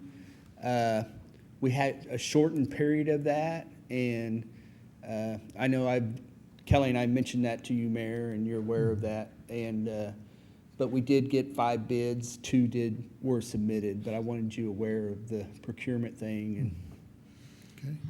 Sean, I'll let you describe what you designed. Sure. We met with Sean Wallace out on site and watched them take their ladder truck out of the bay, and yes, it indeed would drag on the east side of the existing gravel parking lot. So when we felt a survey was necessary, had Cornerstone Surveying collect topographic data. We actually modeled running the truck through the new design, just to ensure that ladder truck would no longer drag when coming out of the bay. So that why it was a little bit more intense than you think, just to Right. to replace an entrance, but we didn't want the city to go to that expense and then for it to not work either. So that's it in a nutshell. We did go with 8 inches of concrete. Just the the underlying soil we don't know a lot about, and just fail safe with the heavy vehicles. We went with the 8-inch concrete on the entrance, over 6 inches of compacted stone. So.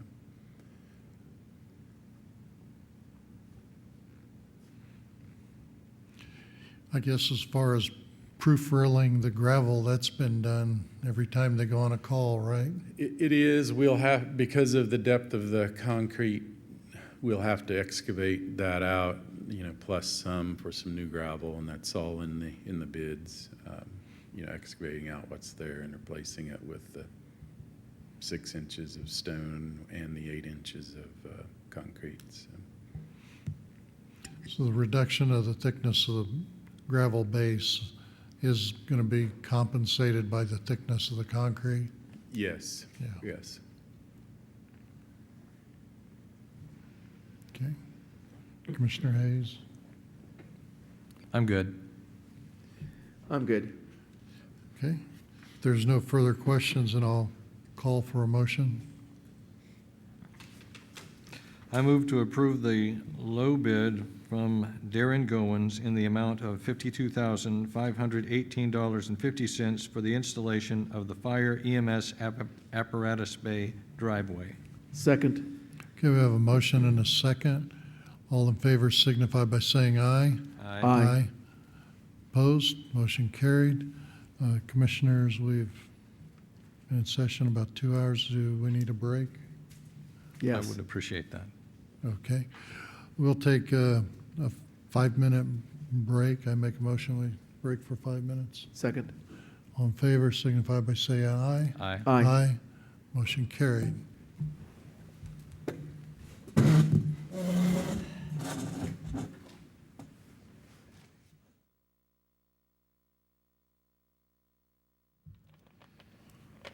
Okay, we're back in session.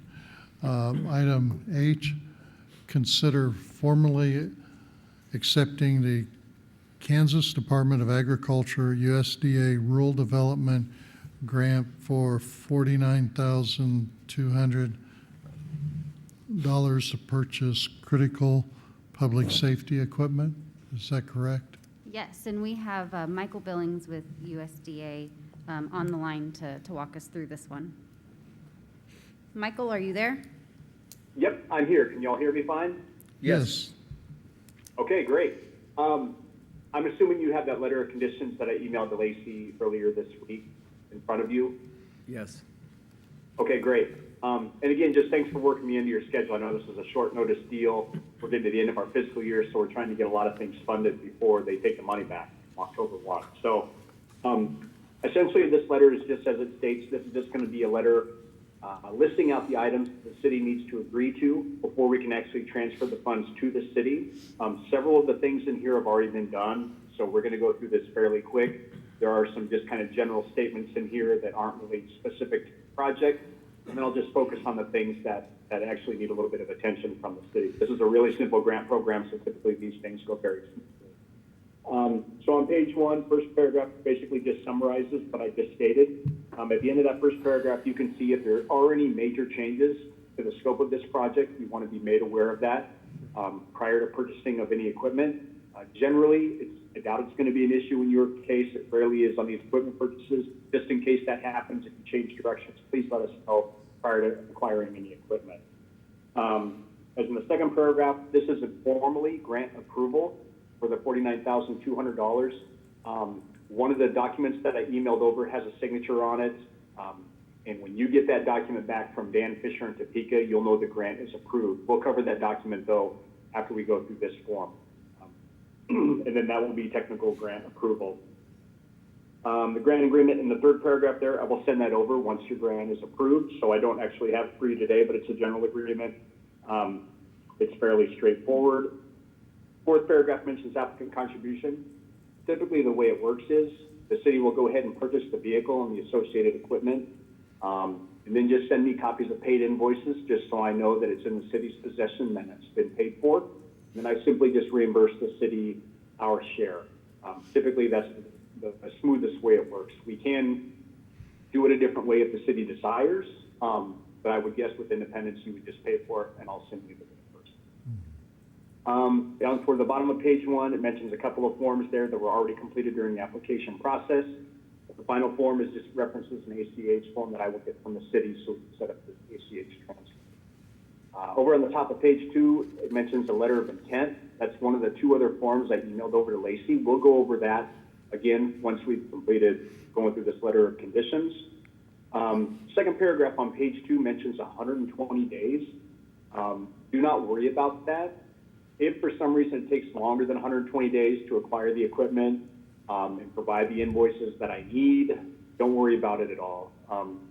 Our real kind of drop dead date on these obligations is 5 years. So it definitely won't take that long, but don't sweat that 120 days if it happens to go longer than that. Down in section A1, that form has already been approved. Items 2 and 3 are just general statements, just letting you know it's up to the city to be, to adhere to any licenses, permits, anything like that you might need, or state statutes governing the equipment. And then 5 and 6, you can see a general budget there.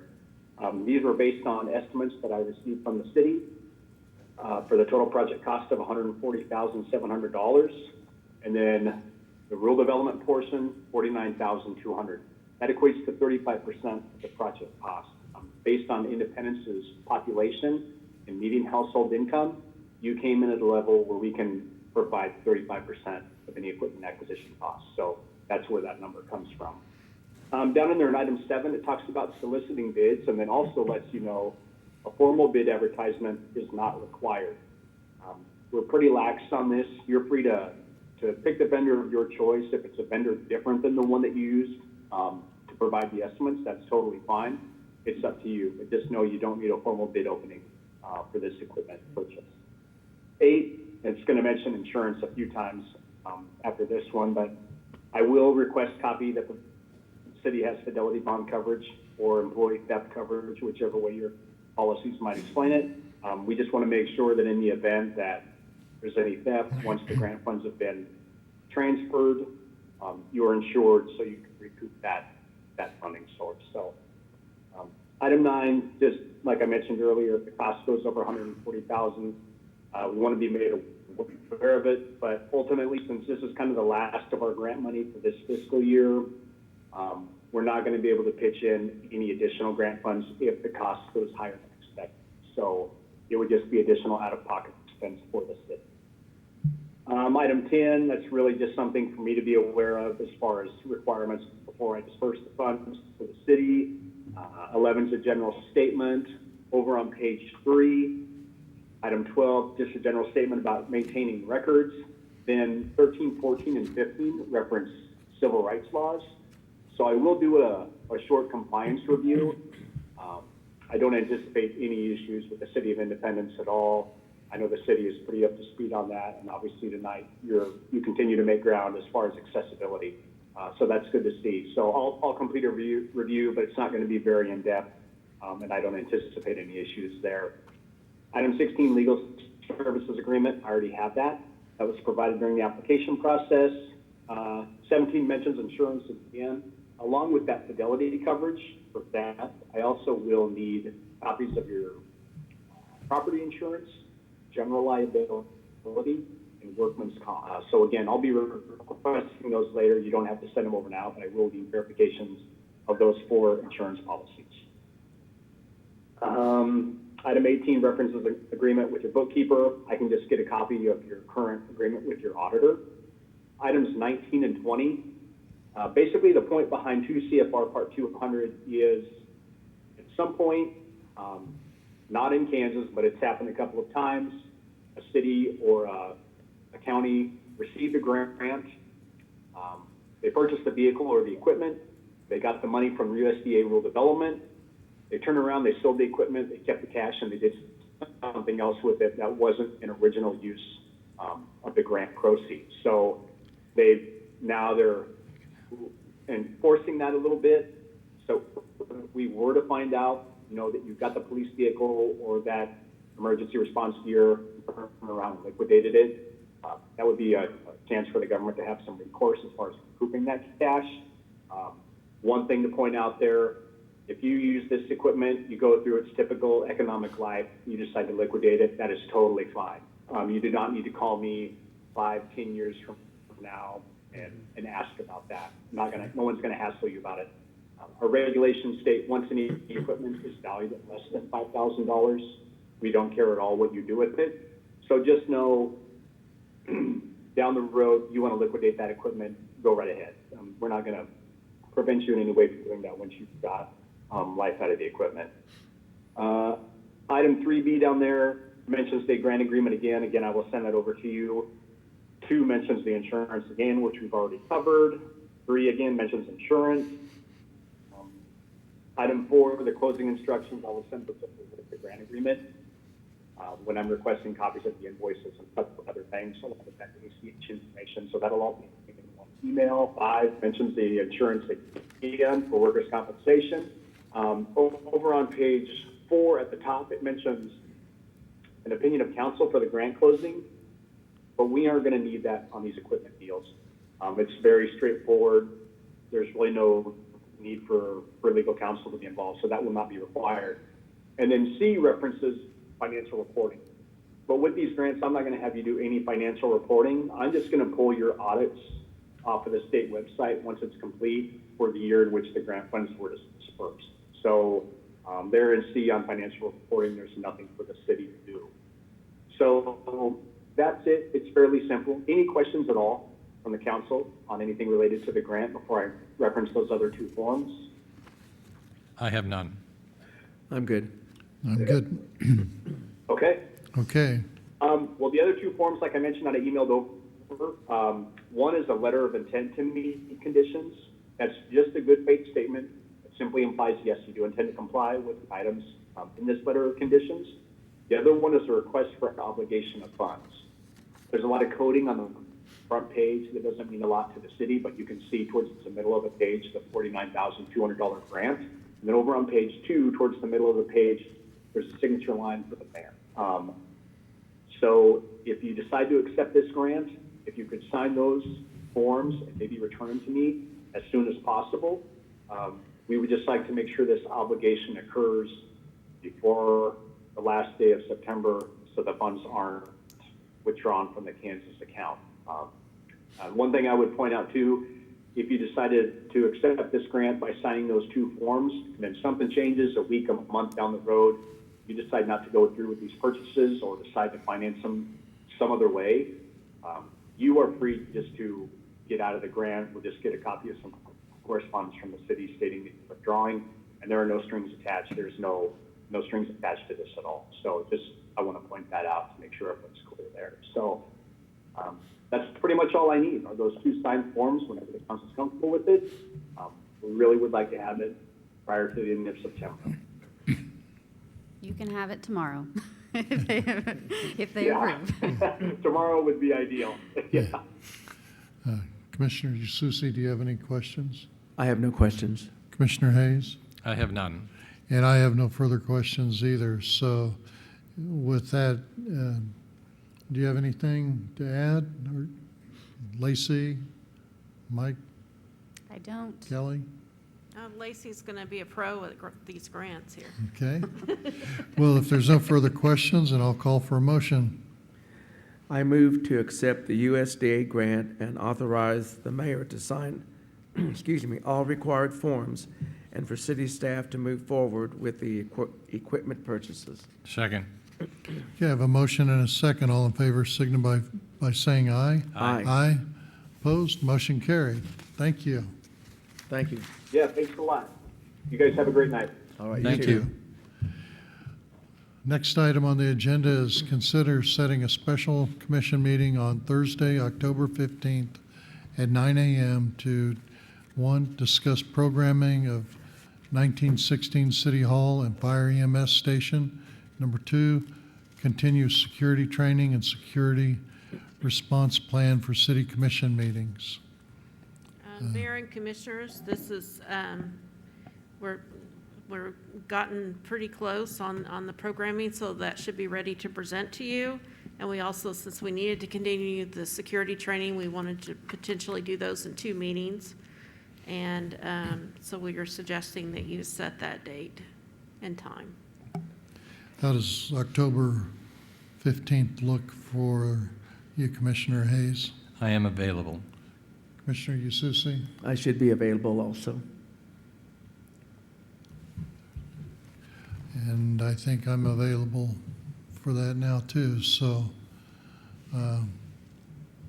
if it's good, then shall we have a motion? I move to set a special commission meeting on Thursday, October 15th, 2020 at 9 a.m. to 1, discuss programming for 1916 City Hall and Fire EMS Station, and 2, continue security training and security response plan for city commission meetings. Second. We have a motion and a second. All in favor signify by saying aye. Aye. Aye. Opposed? Motion carried. Next item on our agenda is discussions. Item A, Independence Land Bank. April?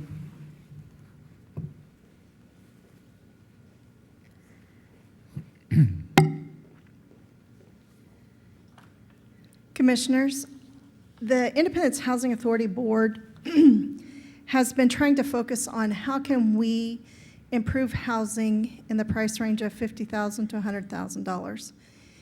And that's a challenge.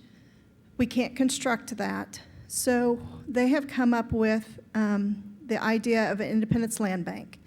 Land banks are used across the state. It is eligible for a community to set up a land bank underneath the state statute 12-5901.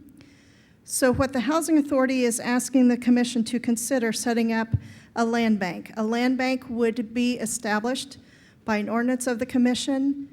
The land bank would be governed by its own board.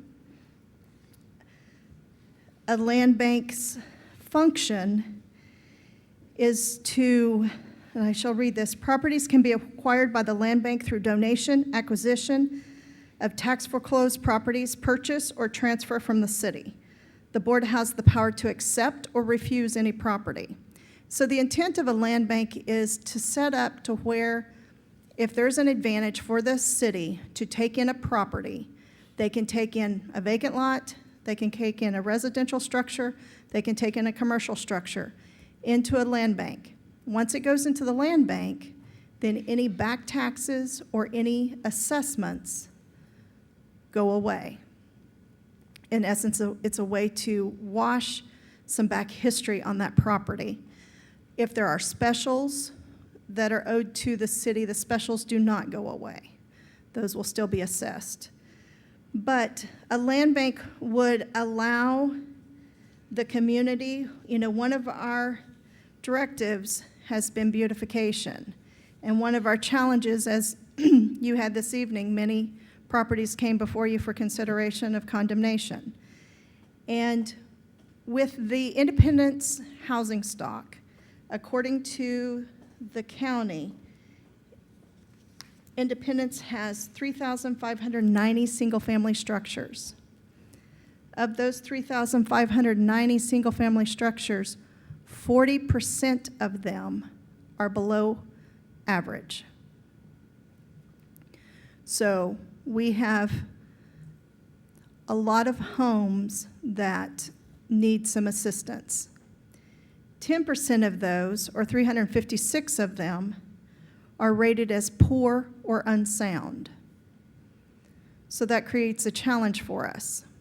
What the Housing Authority would like to do is if we can take some of these structures that are in that poor plus to fair rating, if we can get those structures into a land bank, and either the Housing Authority, which is something that we have an interest in doing, or somebody who's a personal contractor or a person who has the means could come to the land bank and say, I would like that property.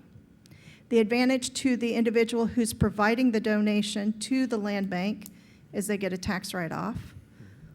So that could be advantageous. They get rid of property that they're no longer having to mow, clean, pay insurance and taxes on. So if we were to put it into the land bank, the Housing Authority or a private contractor come in and get it for a very nominal fee, then we would be able to go in and rehab that. The Housing Authority has done this a few times. Our goal in doing this is if we can get a structure and go in and rehab it to where we are putting in all new plumbing, new electrical, new roof, new windows, insulation, making it energy efficient to where that new family that we would sell the property to would not have any issues for 5 years. That's a goal that we see that helps us meet our mission on those houses that are between that $50,000 to $100,000.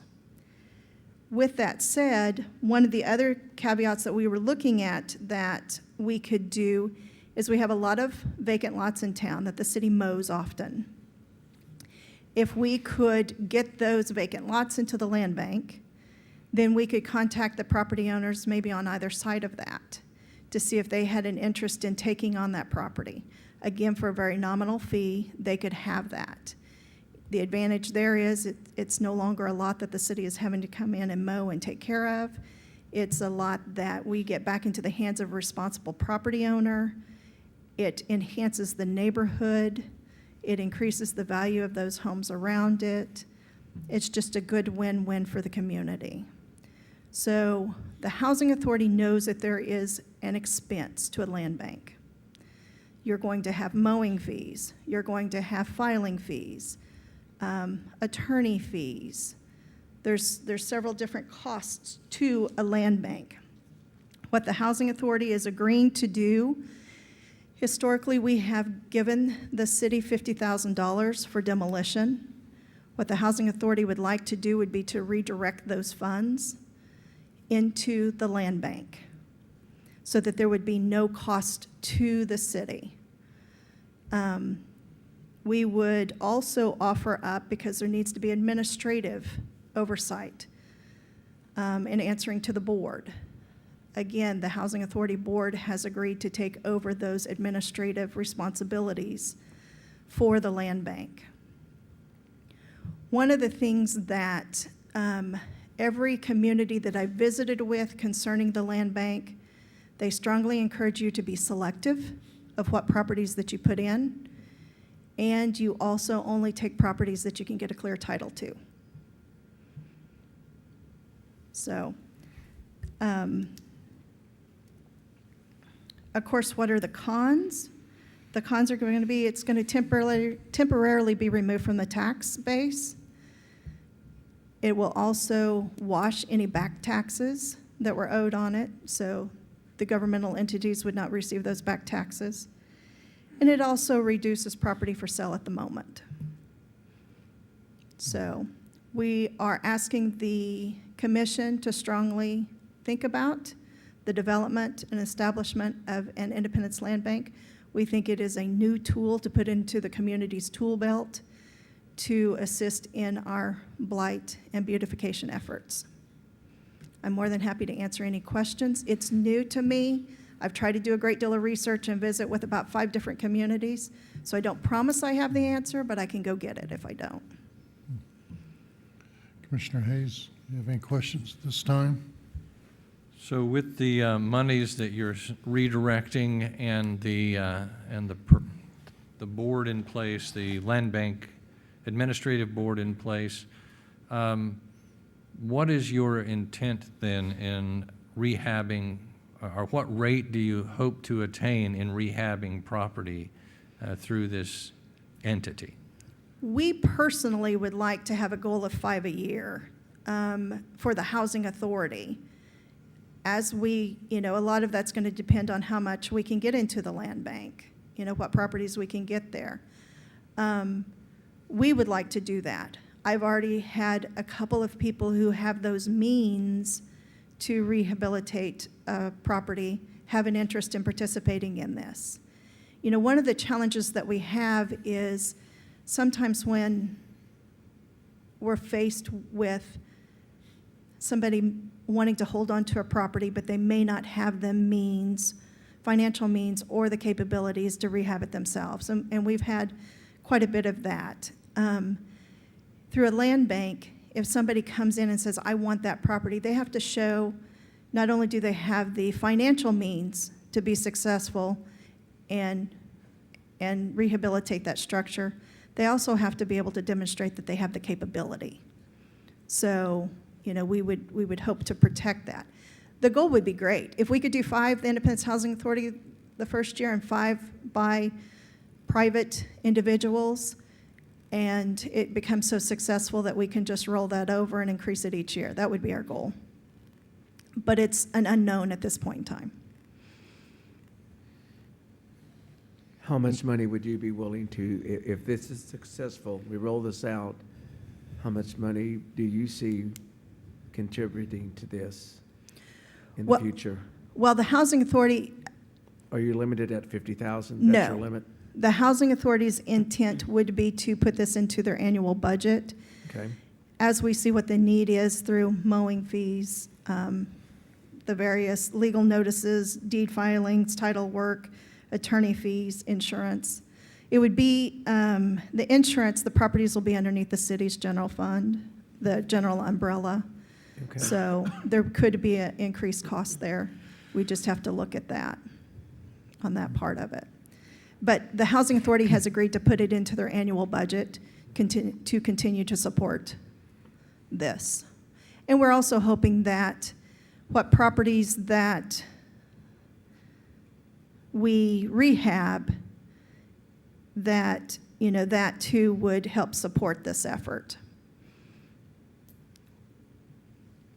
You know, if we're not into making more money than what we spend into a home, but we also have the opportunity there on that home to potentially recoup those expenses that when it came into the land bank, the expenses of an attorney fee, the filing, and that type of thing. You know, we would hopefully be able to include that in the sale of the property to help the land bank recoup those funds. But that would be what the Housing Authority, I can't say that that would be something that a private contractor would be willing to do. Looking at some of the examples and the information you gave us, it sounds like the land bank is a separate entity that's authorized by statute to exist, similar to the Housing Authority, that it has its own record system, it's got audits, actually a budget. appears to have potential. It's working in some other communities. I think we need to look at it a little more with a budget of how much it's going to actually cost and what the expenses would be to the city. Some of the information I think you gave us said that its funding is coming direct from the city. So, to actually commit to it, I think we need some additional information. But at this time, I think there's something that we should look at, because with the maintenance of the properties, or the costs of having the properties, while it's within the land bank, is something we need to look at. Your budget, I'm sure your board members are going to be curious to see what that is. But then when you mention looking at commercial property, that's a whole nother game. When you look at acquiring it, there's buildings that have been on the market for years. And when you look at the management cost of that could break an organization real quick. The idea with the residential being able to get a turnover like you're talking 5, that'd be really good to have that many houses really fill a need and keep things going. So, I think it's something the commission should look into further, looking at the information with the other towns. It might even be worth I think Pittsburgh. Pittsburgh has a strong one. Yeah, Pittsburgh's really aggressive, and it would be good just, if possible, separately, or to make a trip over and visit with them and see it in operation, how it's set up. So They're more than happy to Yeah. have a conference call, if you wanted to have Yeah. part of that as a work session to answer any questions and how Yeah. that works. So for us tonight, commissioners, are you in favor of continuing to look at the option of establishing an Independence Land Bank? I think Mr. we need to Hayes? continue to study it. Commissioner Yes. Susie? Continue also. Okay.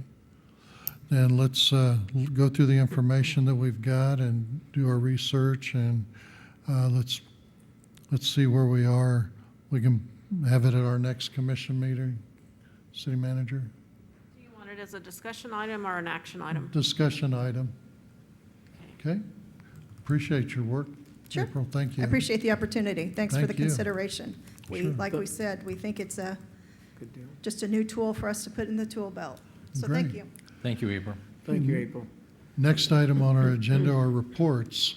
Item A is the 2020 census update. It is winding down. We're down to about one more week. This is the self-response, which doesn't include the ones with the census takers, because that is not online. And actually, Cherryville's a little bit ahead of us. But these are our percentages, and so that's where we're at. Okay. One more week. One more week. Okay, great. Any questions concerning the census? I have none.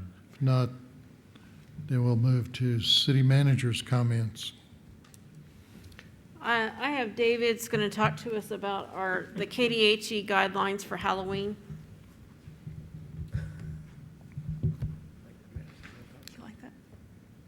Mayor, I received a request from Rick Whitson, just the county, asking to see what the city's position was going to be on Halloween. We did discuss this with our COVID committee this past Wednesday, and last week we did receive some guidance from Kdhe as far as celebrating Halloween. I believe the committee was in favor of us following these guidelines and not putting undue restrictions out there on the public. The guidelines are recommending, not recommending gatherings, events, or parties with non-household members, carnivals, festivals, live entertainment, door-to-door trick-or-treating, trunk-or-treating.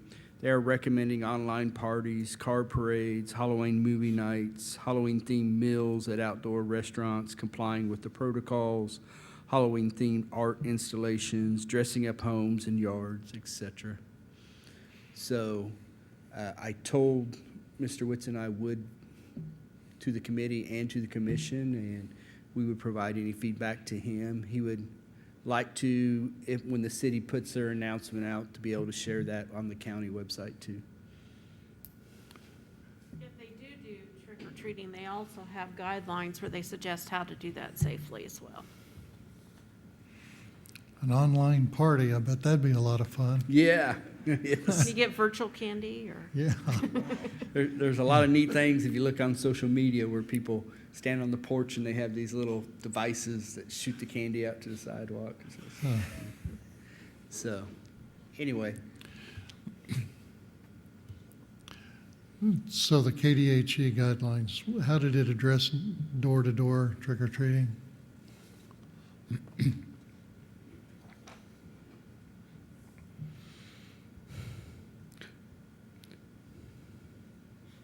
correctly wear a cloth face covering to prevent disease spread when outside your home and around others who are not part of your household.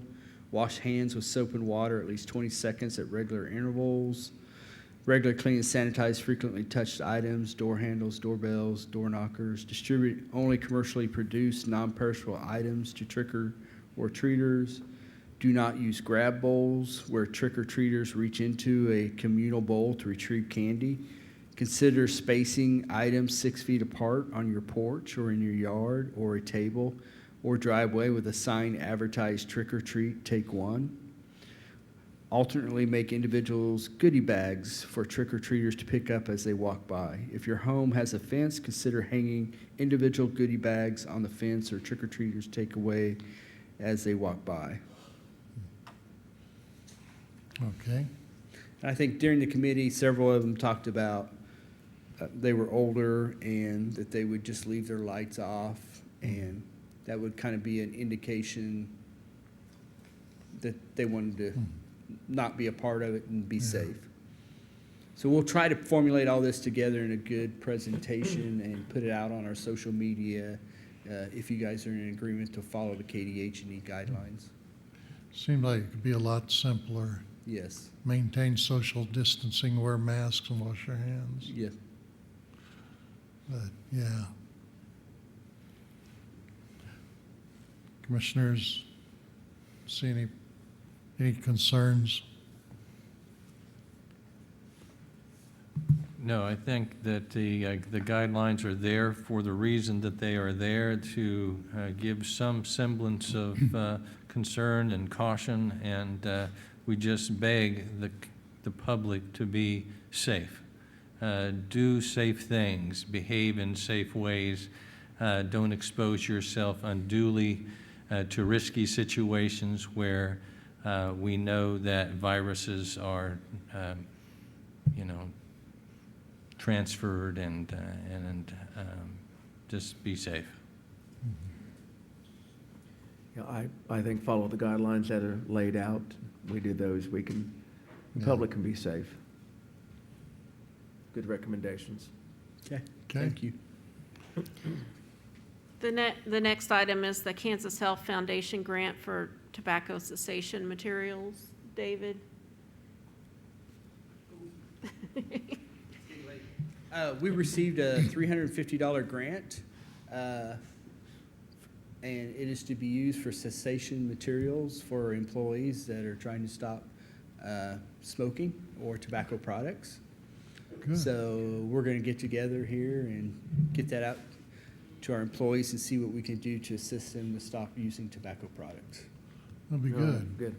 Good. And then the water line and automated meters RFQs, we have got those in. We have a meeting scheduled Tuesday to start reviewing those, so that's where we're at on that project. There's a special commission meeting on September 30th at 5:30 with the Diversity Task Force, and so I just wanted to remind you so you didn't forget.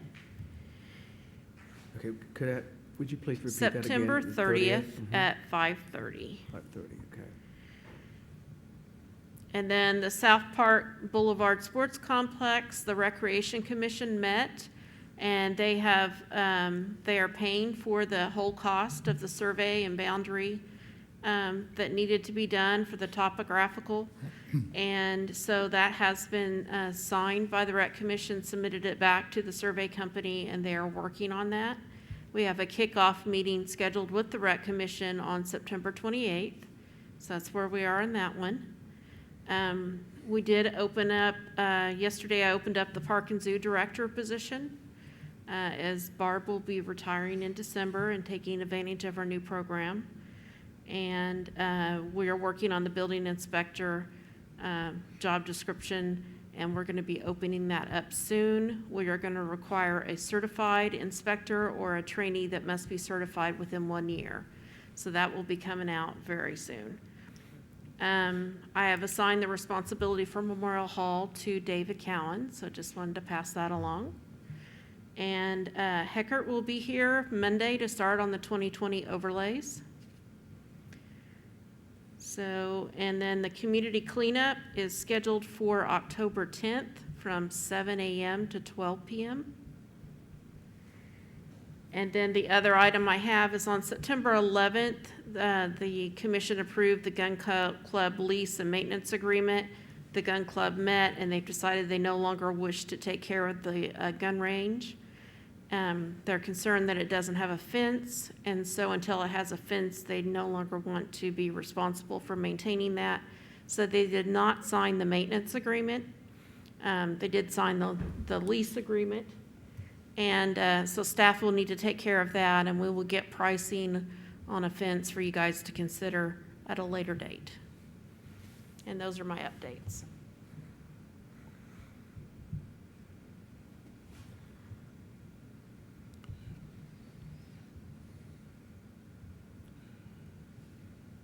Okay.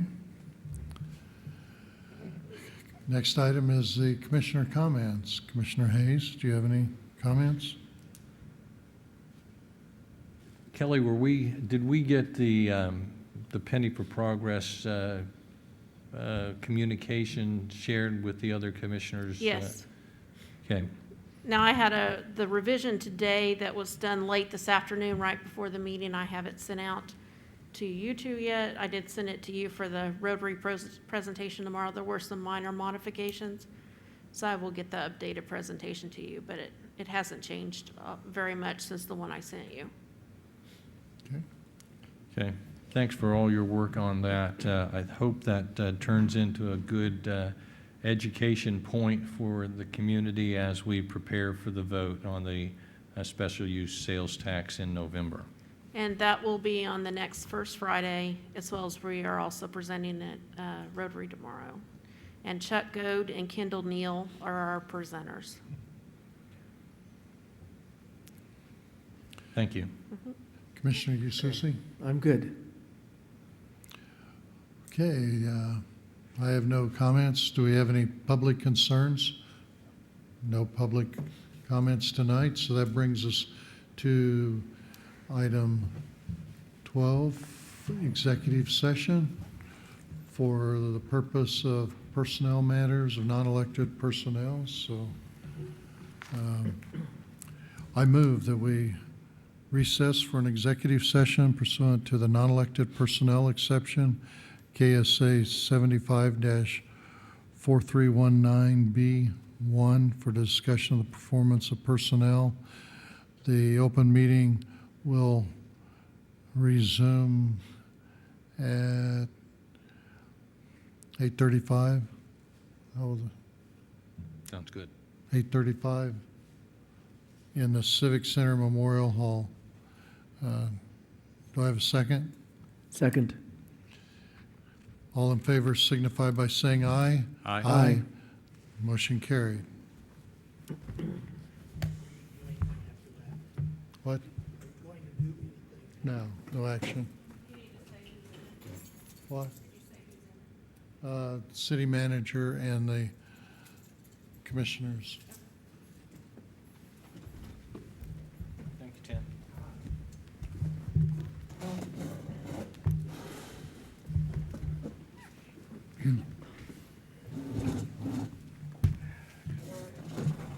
We're back in session. There's no action taken from executive session, so I make a motion that we adjourn.